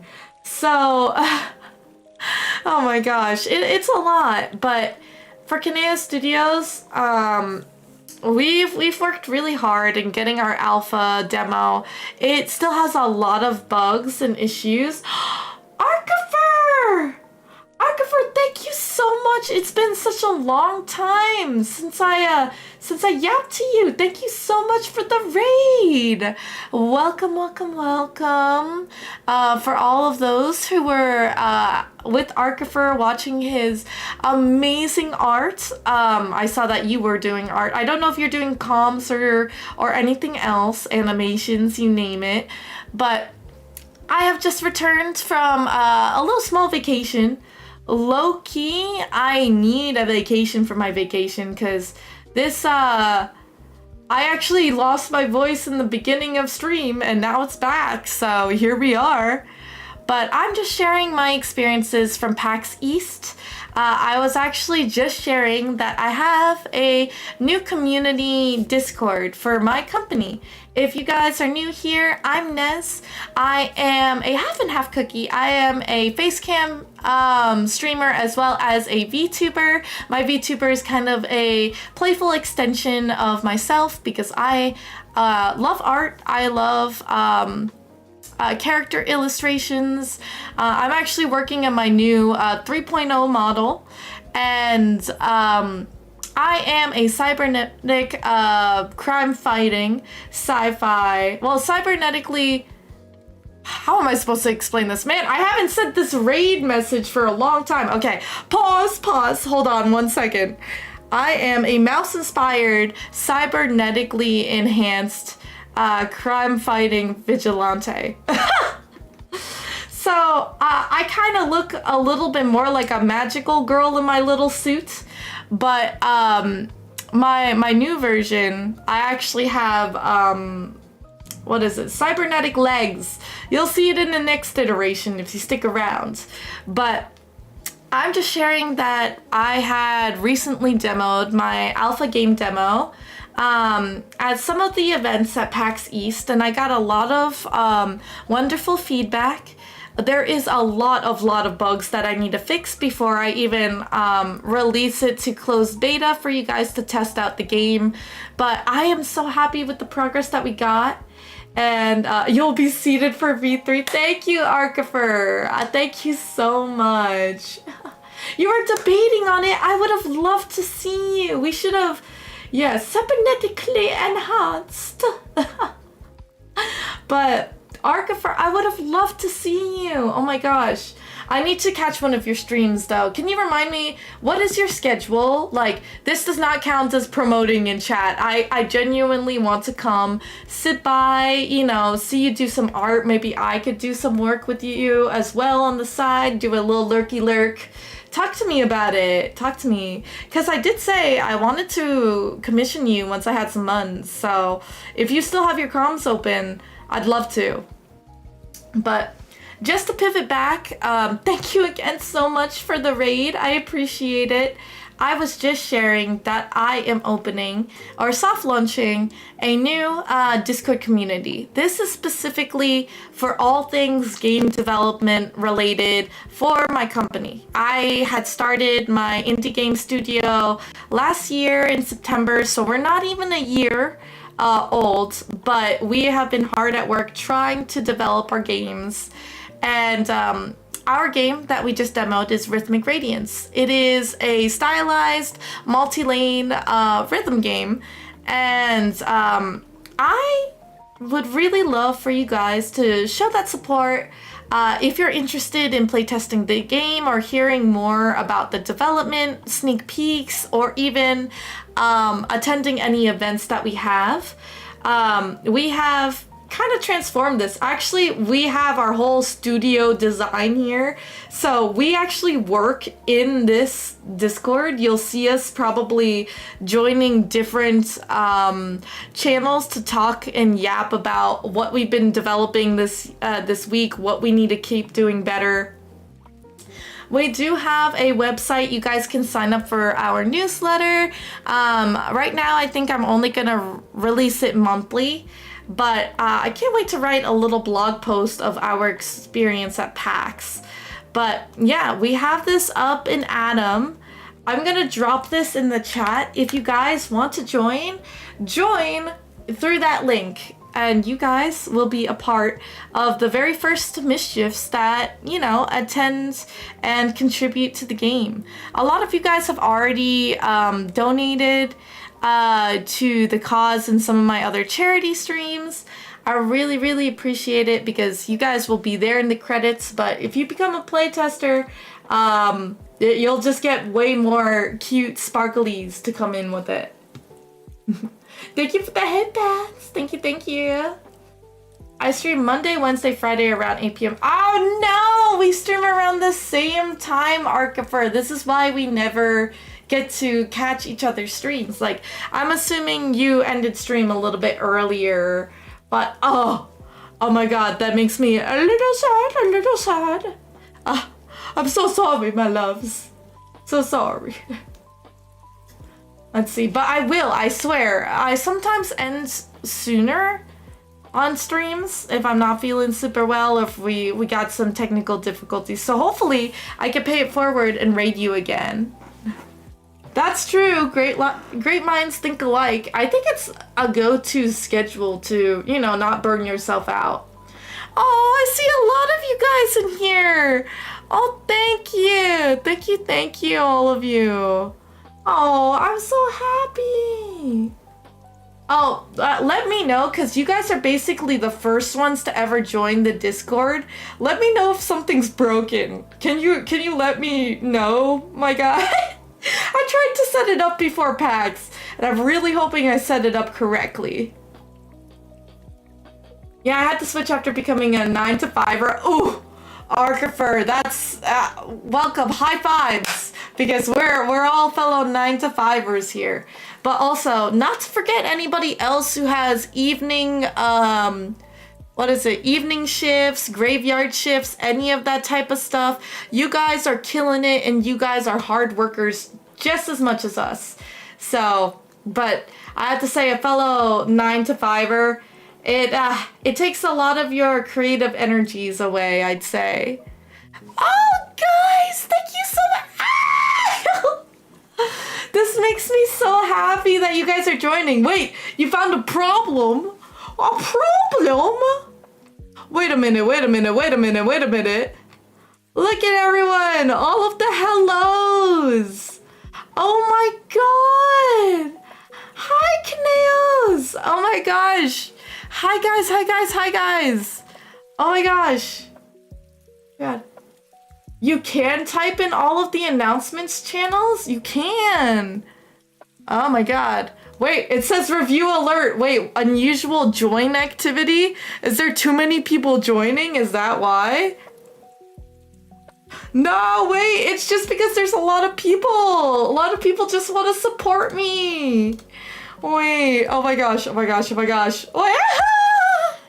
Okay, guys, I don't know, can I review this? What is going on? Unusual Discord is... I think that's fine. I think everybody is fine. Oh my god. Ah! It's marked as resolved. No action needed. My bad, guys. False alarm. Yeah. Oh, guys, I'm gonna cry. I'm actually gonna cry. Thank you so much for supporting my game. Thank you so much, guys. Oh my god. Thank you. Wait a minute. Why is none of these... Okay, we got Sob, we got Rosie, all of these. Is Carrots not working? Because we have scrubs here. We got Rosa, we got Arc. Oh no, wait, everything's fine. So you guys could talk, you guys can message in announcements. That's actually wild, guys. Hold on. Everyone cannot type. Let me see. Let's do cannot send messages. There you go. I think that is fine.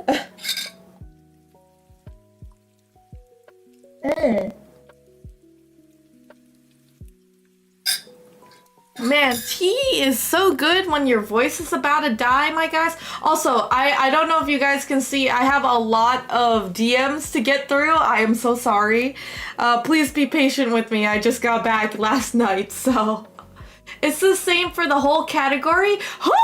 Okay, hold on. I can fix this. I swear. I swear I can fix it. Oh no.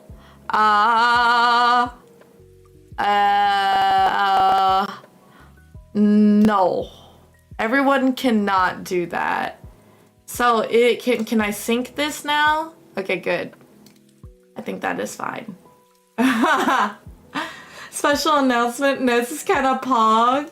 That is so funny, Zen. If you actually did that, I can't. You guys are so silly. Oh my gosh. Hello. Hello, my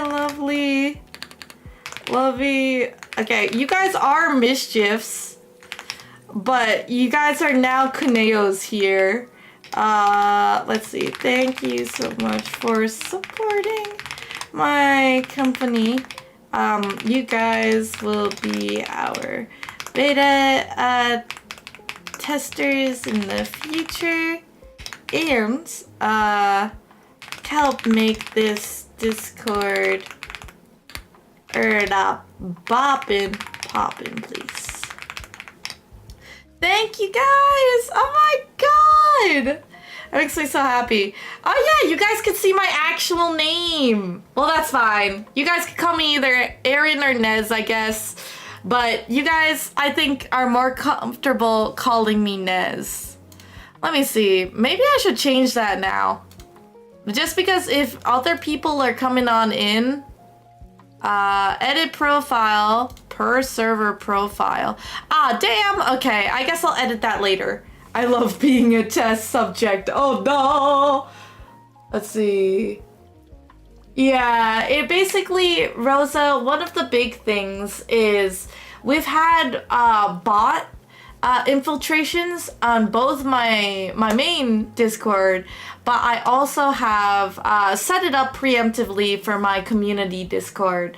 A lot of games, like if people don't like them, or maybe if they just want to boost up numbers, it actually can really harm the chances of indie companies to, you know, make it big, get to the right type of people instead of bot farms. So all you have to do is do the CAPTCHA.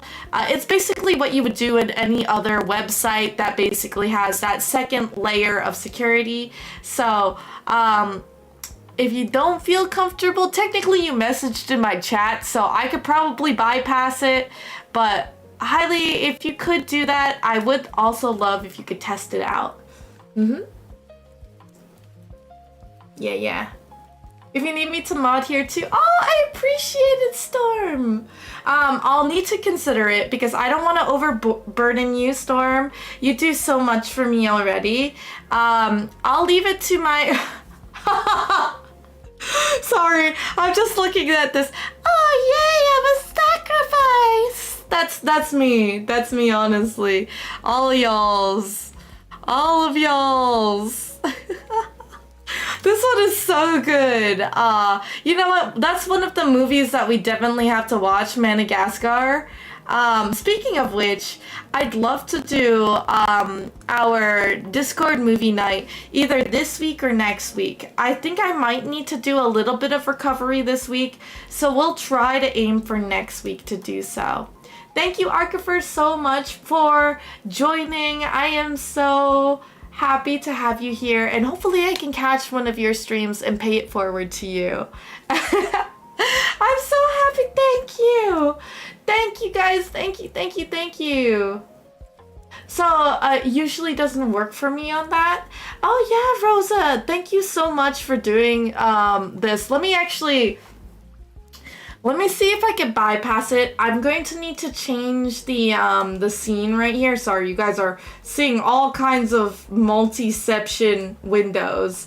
Let me go ahead and smush on over to just chatting real quick. I have a couple other announcements that I think you guys will absolutely love. But let me try to get Rosa in ASAP. So I think we got new Conejos. Appears. Let's see.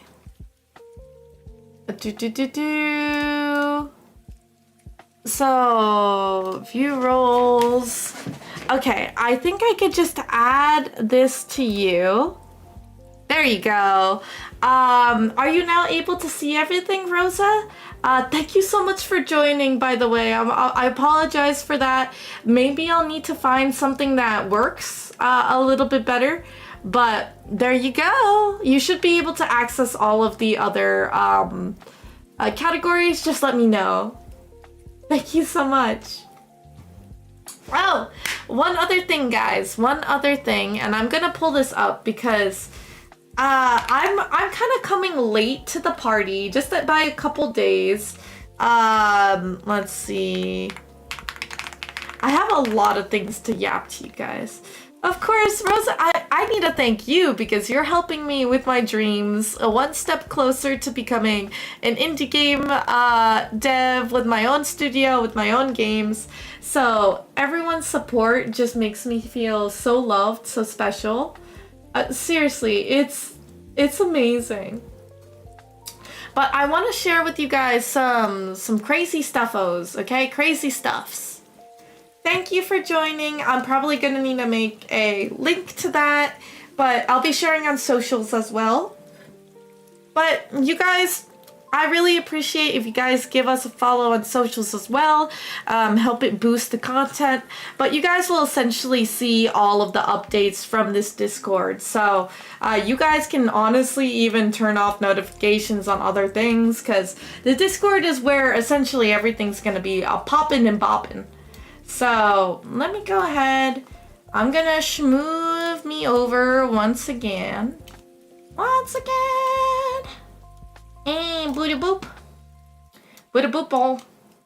Okay, guys. So, what is that? I did not know I had reactives on. We're gonna turn that off real quick.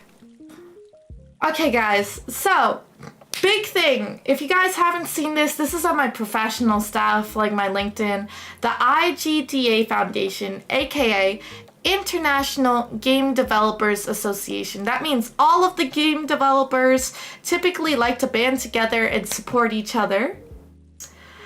The IGDA Foundation is another nonprofit, very, very similar, works hand in hand with Girls Make Games, but they support all diversity inclusivity. So whether you're on the spectrum, whether you're from like a disadvantaged background, so if you don't have a lot of resources where you're at, if you come like you're a person of color, if you're from a marginalized groups, they encompass everything. Not only that, but they love to just support anyone who wants to be a game developer.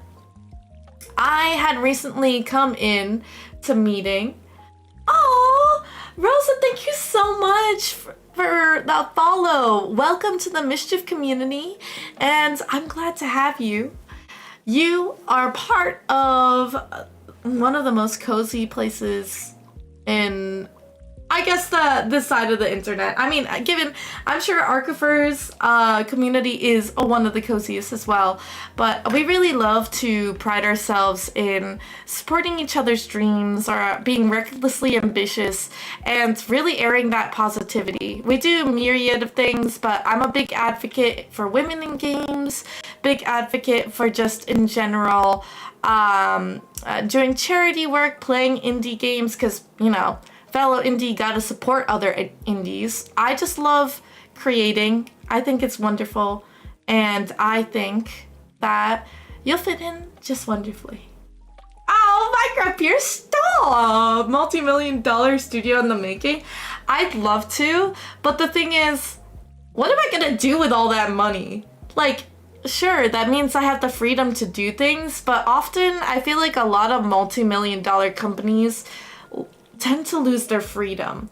I want, like, if I am to be graced with that amount of money, I hope that I could do lots of things, like, to help the community. Like, if that is to build a coliseum for everybody to have annual E3 again, or like, even if it's draining my wallet, like, I want to do things that are enriching for people, that like make life worth living type stuff. So no, Storm, I would definitely pay you. Like, that's the dream for all of the things I do. For streaming, it's still my fun place, but if I am able to get the opportunity to like have money that I could tangibly pay my mods, that would be amazing, you know? Durable, thank you so much! Oh my god! Thank you for the resubscribe and the welcome backs. Thank you. Oh, okay. Micro peers, these kisses are for you. Mwah, mwah, mwah, mwah, mwah, mwah. Micro Pierce, thank you for always supporting my dreams. You always are here active trying to spook me so I could stay awake on my streams. But not only that, I've mentioned it before, a lot of my mischiefs have hearts of gold. But for you to have your full faith in me in terms of my ambitions, like, there's a statistic out there. 70% of gaming companies fail in their first year. Given I'm gonna try my damn hardest to make sure that we continue to stay strong, and given that statistic is skewed because a lot of indie game developers are solo companies, but I have this insatiable desire to make the next generation or wave of video games, and I really, really want you guys to be a part of it. And hopefully I can rekindle how much games mean to us, to everyone. And to have you guys, especially you Micro Peers, being here to tell me like, oh, that is a person that's going to succeed in all of her dreams. Like, low-key, I don't actually have the confidence that I'll do this, but I'm gonna keep working hard until my hard work will make sure that it will happen. So even if I'm not as confident, you guys are giving me the energy to know that I can persevere. So thank you so much, Micro Peers, for giving me that light in the darkness as well.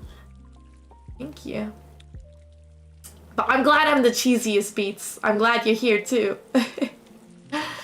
So, oh my god! Oh my god! Oh, Micro Peers, you gotta end it off on that. I knew you were gonna do something. I knew it. My god. God, that was a genuine screech. You're breathtaking. Oh, you're breathtaking. I know I don't have my hands. You can't see it, but thank you, Micro Peers. I am glad that you waited for me to be done.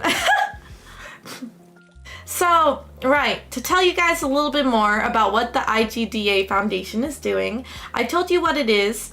They have this really snazzy little name for it, DLC, Download for Charity. And no, it's not DLC for your games, but the charity event DLC basically is going live right now. It actually kicked off on Friday. I was still at PAX East, so I couldn't stream or share this stuff. I didn't have any of the assets prepared, but I'm working with some of the streamers to help fundraise monions for the IGDA Foundation. They do a lot of great work. And obviously, oh, this is kind of cool. Looks like there's a video. I didn't actually get to play all of these videos, but now I think they changed it. They have all of these wonderful games. So for this, if I'm gonna show it, from the 27th to the 6th, right? 27th to the 6th. That's just about a week and a half or so. It's a special Steam where they're partnered with Steam that celebrates the power of games to make a difference and highlights over 100 amazing titles.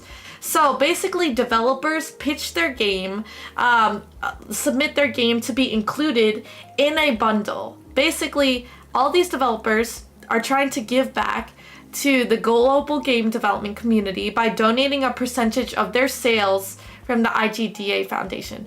How does this work for you guys?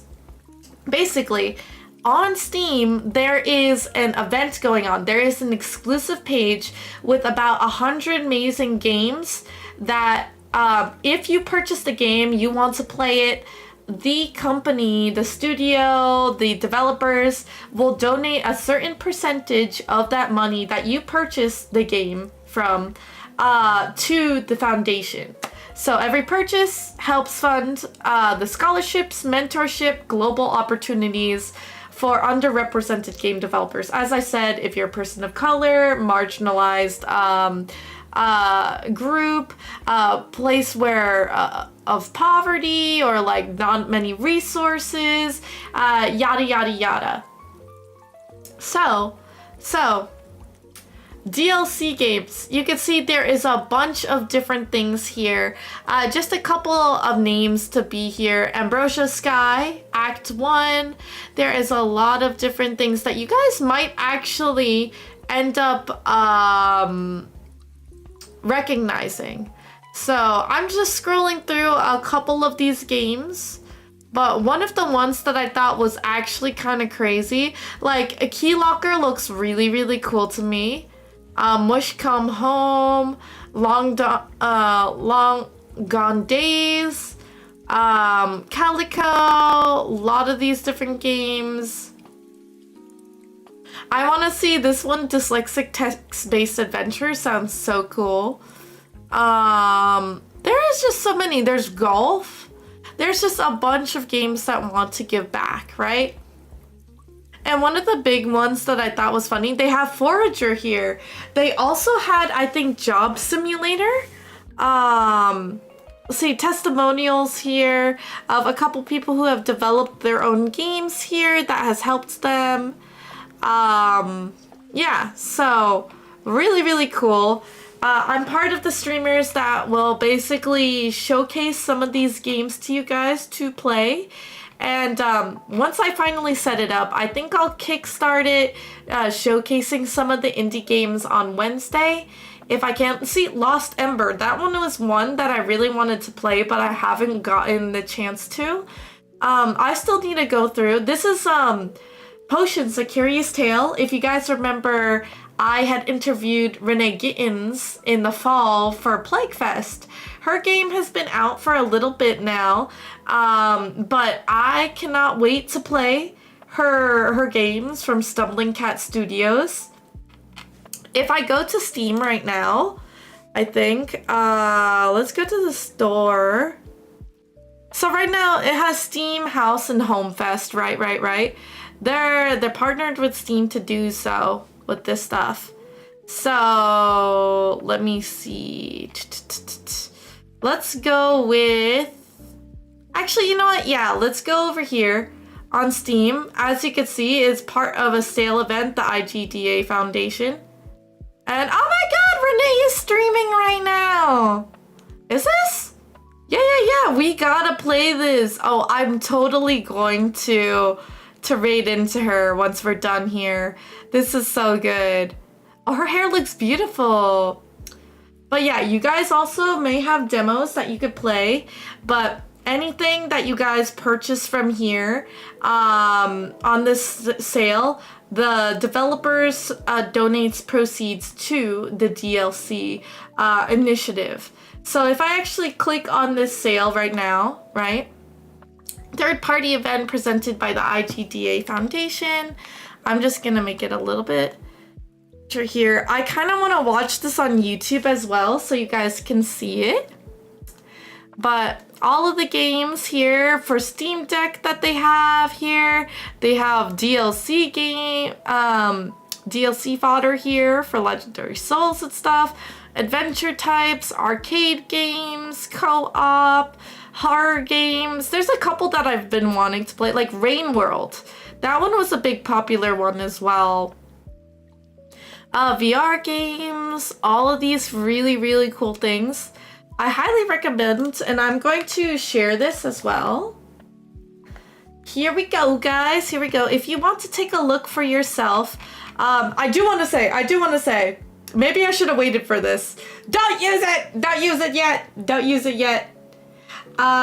Mainly because I believe there is a link that you guys can set up.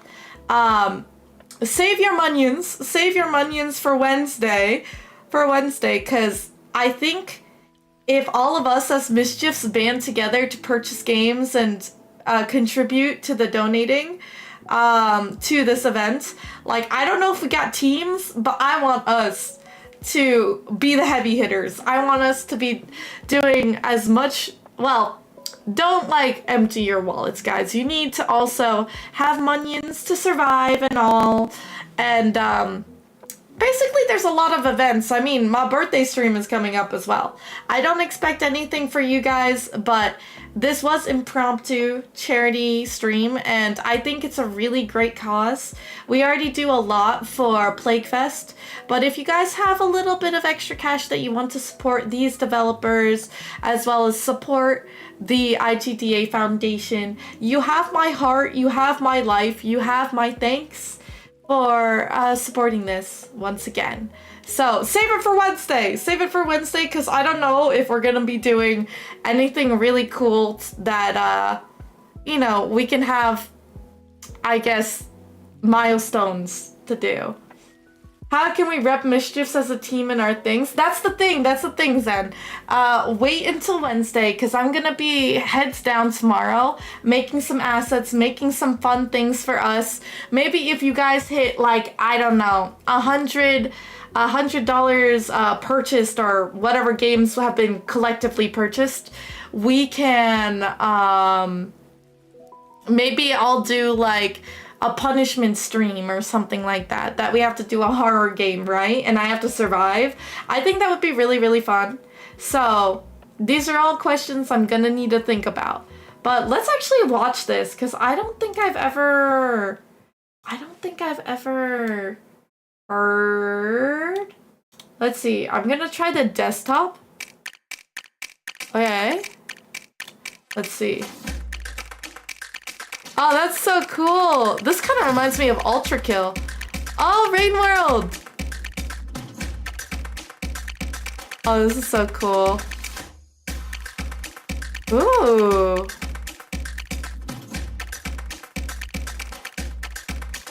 Yo, a racing sim? That looks sick.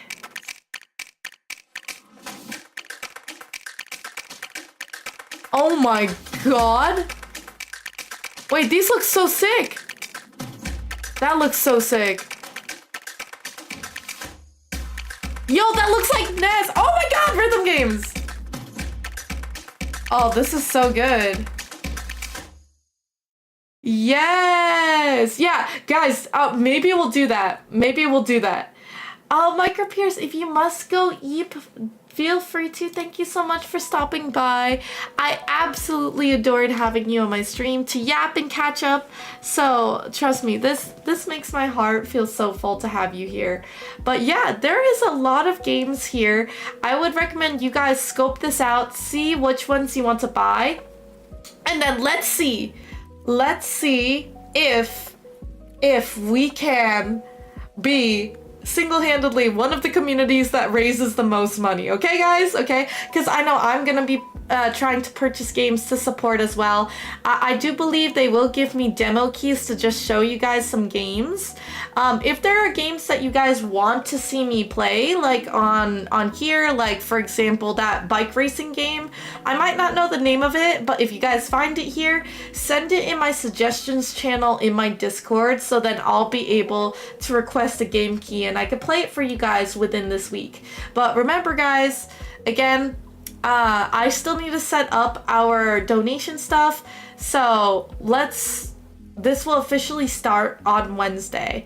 Really happy to support. I know it's a little impromptu. I normally like to prepare assets and really fun things, but given it's been back to back to back, it's been tough. Back to back for game dev crunching, game demoing, and con adventures and sightseeing, and then now straight into streaming to charity live stream.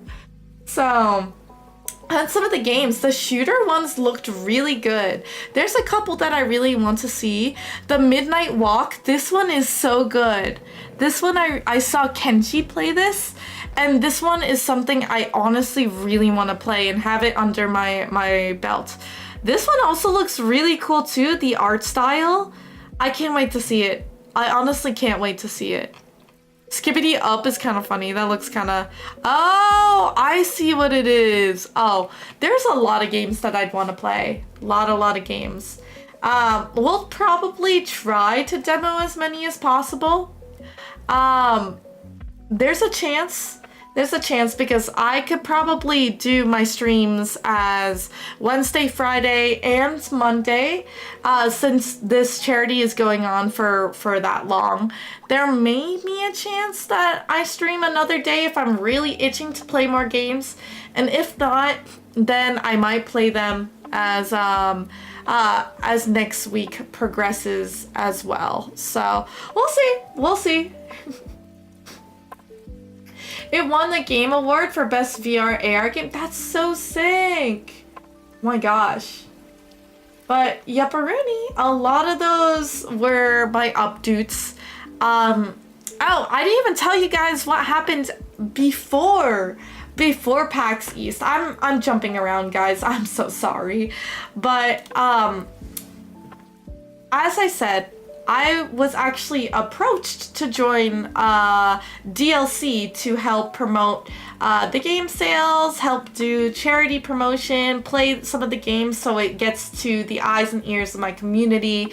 The IGDA Foundation, I had met somebody who is on the board of the IGDA Foundation. They really clicked with my personality, and funny enough, this is their side gig, doing a charity work, doing nonprofit organization stuff. They're actually a full-time director at an indie game publisher. Both at PAX East and me doing all of these things for the love of the game. I love mentoring, I love helping out in the games community, and I have had a total of 3 publishers be interested in my game. I am so happy to hear that. Obviously, it's like no offers yet. We still need to make a very good vertical slice. If you guys don't know what that is, it's just a very polished version of the game. And there's a lot of prerequisites. A lot of companies are looking for the game to be functional, but I'm really excited. I'm really excited. And this stuff feels like it's falling onto my lap. I feel like I'm not really deserving of it, but the more and more I always stay in games and stuff, the more me I feel. If that makes sense, guys, if that makes sense. I'm gonna transition over so I can actually yappages correctly here, but I feel so at home when I am game developing. Even if it's a struggle, my creativity is at an all-time high. It feels like everywhere I go in the games industry, it's where I belong. It always has felt like that. Since the very beginning when I was 18 and made my first game, it always felt like the place I needed to be. And it's almost like I'm desperately still trying to hold on to that piece of my soul. Corporate lifestyle has been sucking the life out of me, to be honest. Like, my mom actually came up to me and was like, man, your life is like sucked out of you. And I'm like, excuse me? And she's like, you're so serious now. You're no fun. You used to be the most funny baby. And I'm like, are you telling my humor is gone? Like, my personality has been sucked dry from my orifices? Like, what? So I feel like part of me is coming back with every step I take towards my dream.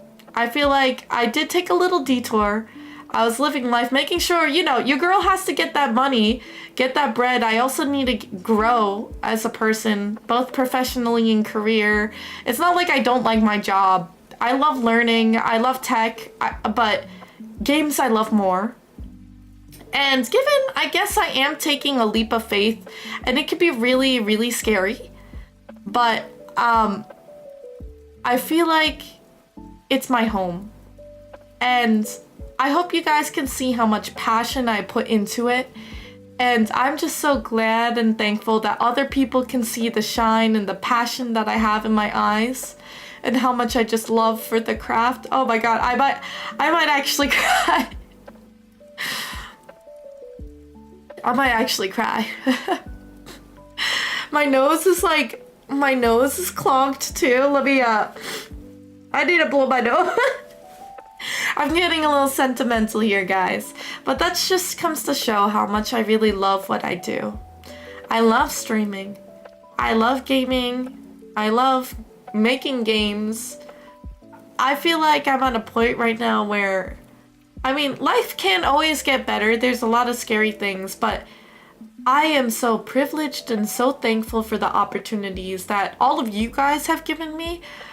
All of my hard work has given me, just taking a chance has. And I hope that you guys are are inspired or emboldened to do the same, because you never know. Go to that coffee shop, maybe you meet the love of your life. Go to the park to do something, I don't know, learn a kickflip or do an ollie, and then maybe you run into your next best friend. Or maybe you go to a convention and you bump into the founder that really digs your style and decides to make you like single-handedly I don't know, makes you a mentee, like they want to take you under their wing, right? These are all things that have happened because I've taken a chance. And I hope that you guys, with the luck that I bestow upon you, I'm raising all my hands, but you guys can't see that right now. The luck that I bestow upon you, the mischief luck, to still keep trying hard and hard again.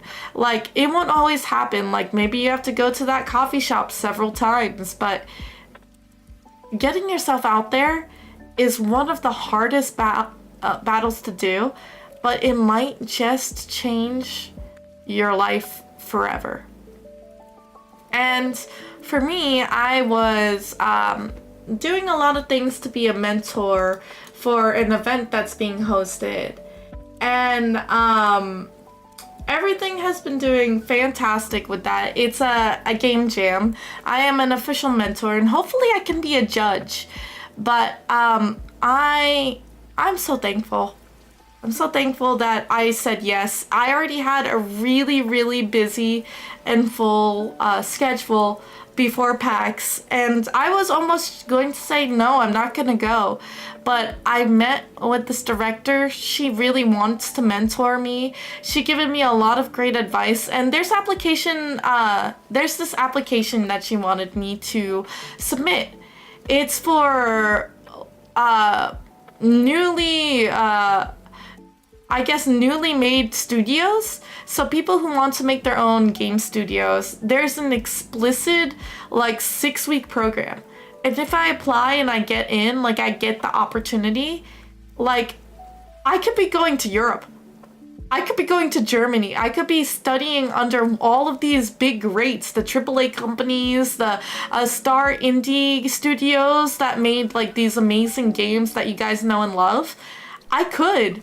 And this may have not happened if I said no. I didn't go to mentor, or I didn't take some time, even though I stressed out of my mind that my indie game demo wasn't finished yet. Everything happens for a reason. And if you feel like it's a good opportunity to go, I want you guys to pursue it.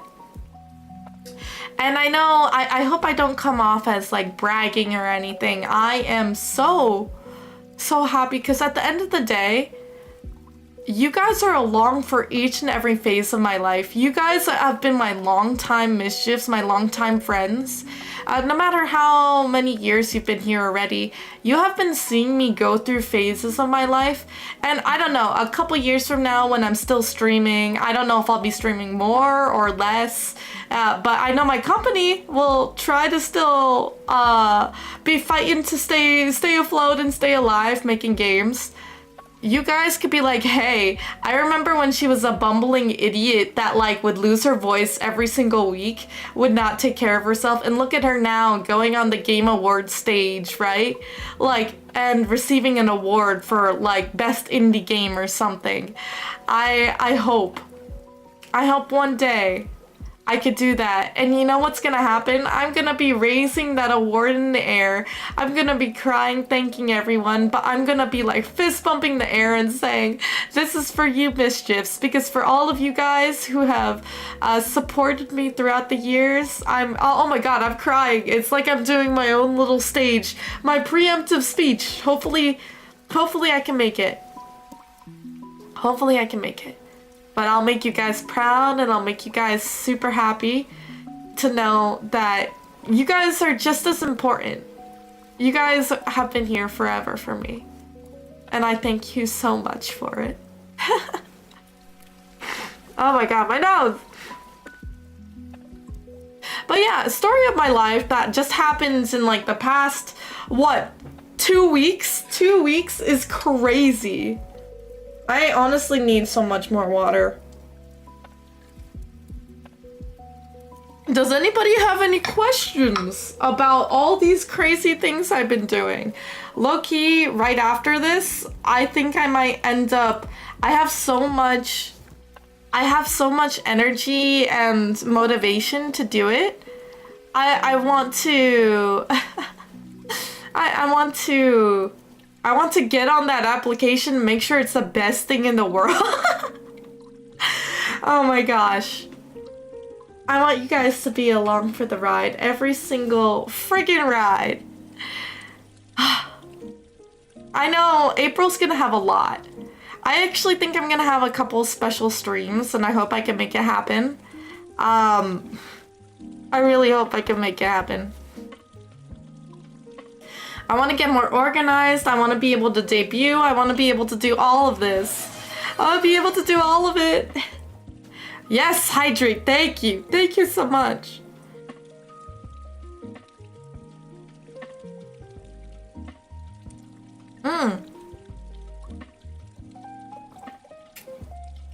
Oh! Okay, sorry guys. Oh! I am so... My nose. Oh.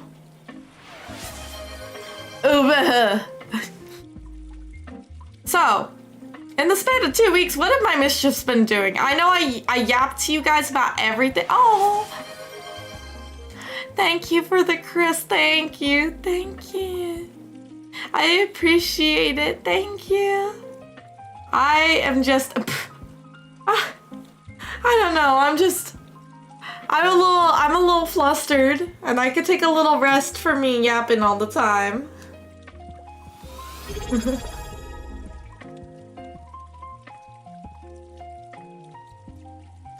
Ah.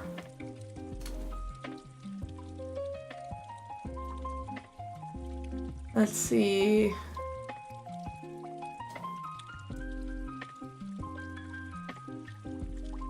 Oh, James! Oh my god, welcome, welcome! Oh, James, I'm so glad to see you. How are you feeling? You're coming at the tail end of the stream, but I had so much stuff to yap about. So much. Thank you so much for the resubscribe. I appreciate it. Also, Mischiefs, if you guys don't know, again, I am hoping I could get out some type of like scheduled updates. Now I actually had enough monions to subscribe to a it's kind of like a scheduling assistant, and I actually can use it. I really like it, and I want to support the dev through it. There might be tons of issues with it right now, but it will grow. I think it's gonna be better. But I think I can actually make you guys have what is it? Announcements.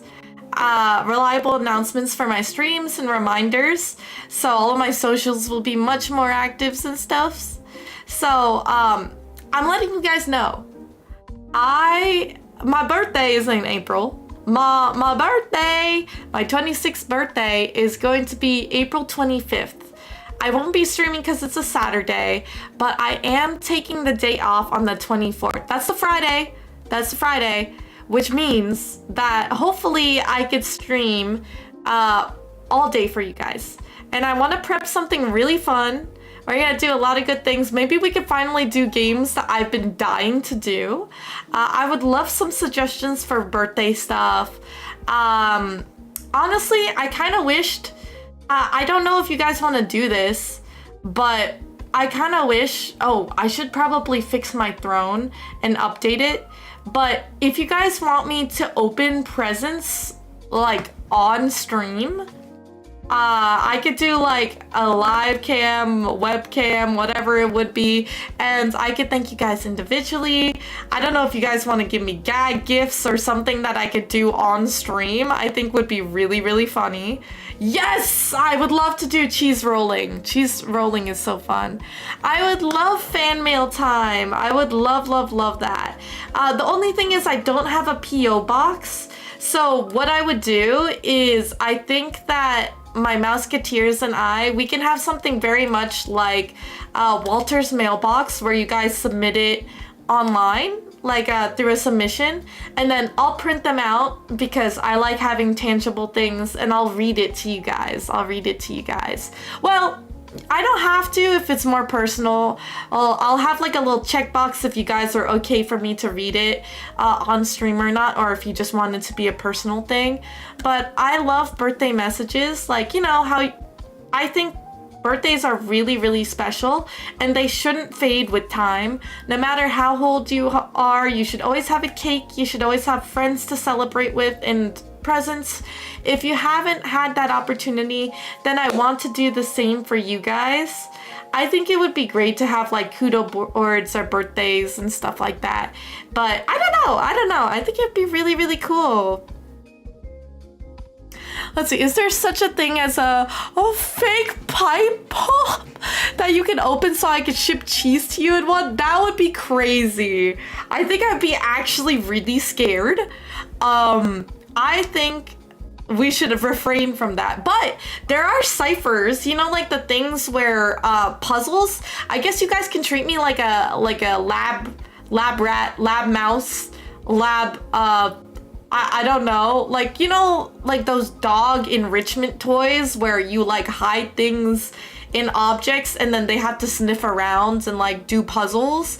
You guys can do that for my enrichment. I'm okay with that. But no bumbos. Bumbos are bad. So let's see. Oh, you'll be able to join rolling cheese? Yes. Okay, we'll do rolling cheese because I think I scream a lot for that and I actually love it so much.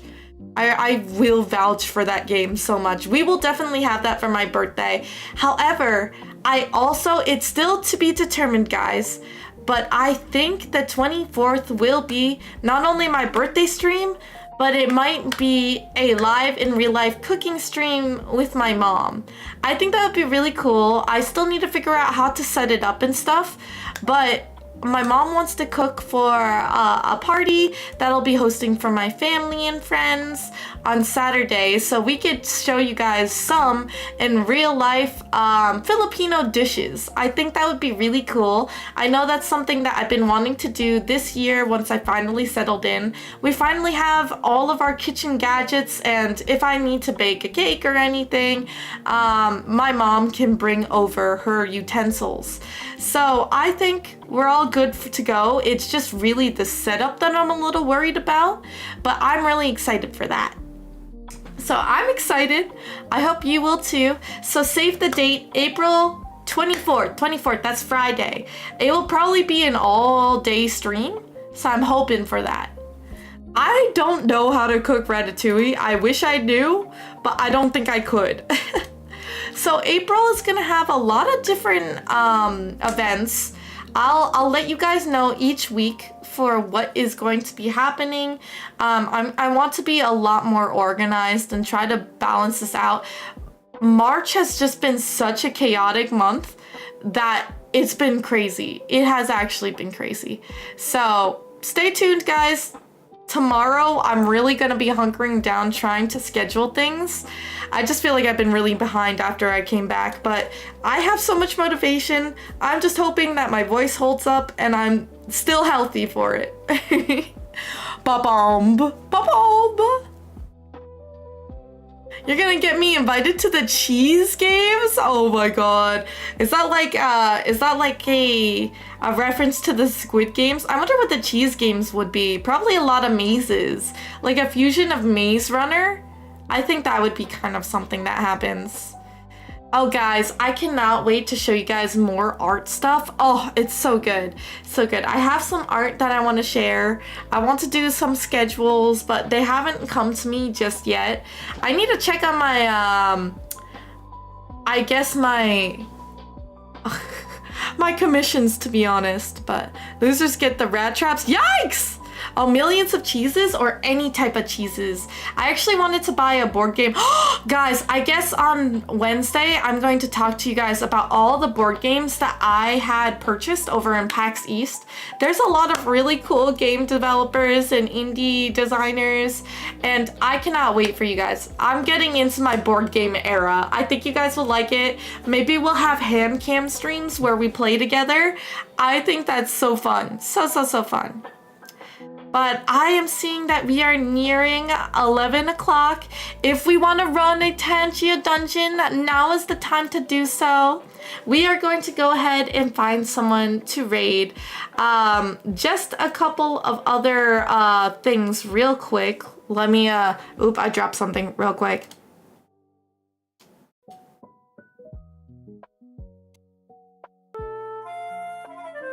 I just realized you guys were hearing double audio. You guys didn't let me know that? There we go. Well, we'll stop that audio real quick. I think you were. I think we were playing the desktop audio. But, guys.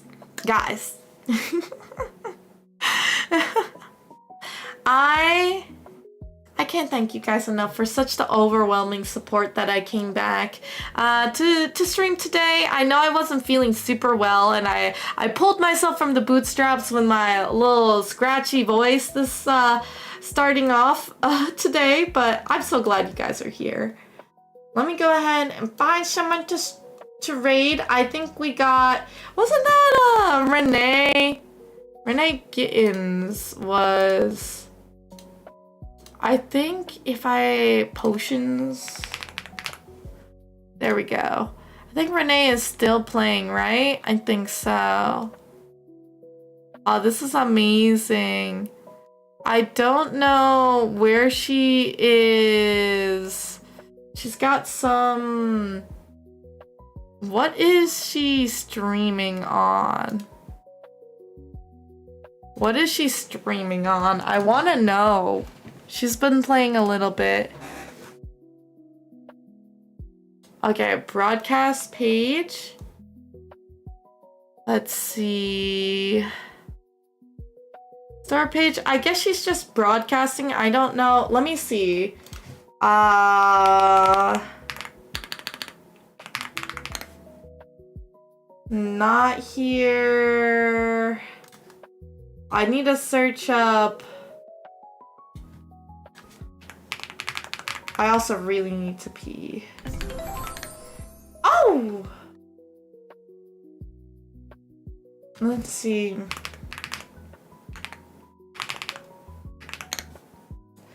What is her... I feel like I'm... Is it...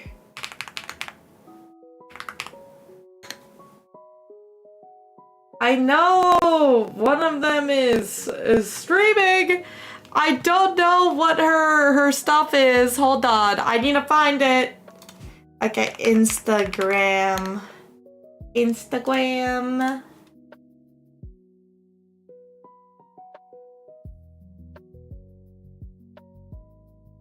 Oh my god. Let me see. I need to find such accounts real quick. Hold on, guys.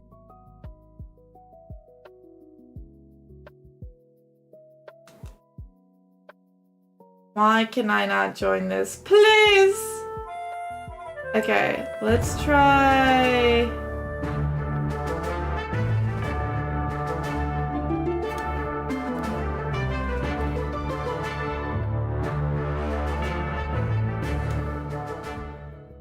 Oh, it's with a K. I'm a dum-dum. Hold on. So not... I don't think... Oh... I can't raid into them because they're not actually streaming. Okay, that makes me a little sad. But that's okay. We'll go ahead and raid somebody else for the time being. Let's see. Who do we want to raid into? Do we have anybody that we are a fan of. Let's see. They got some really cute stuff. Search and filter.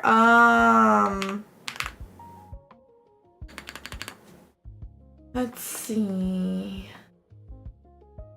A lot of people playing Poketopia. I wish. I do like Poketopia.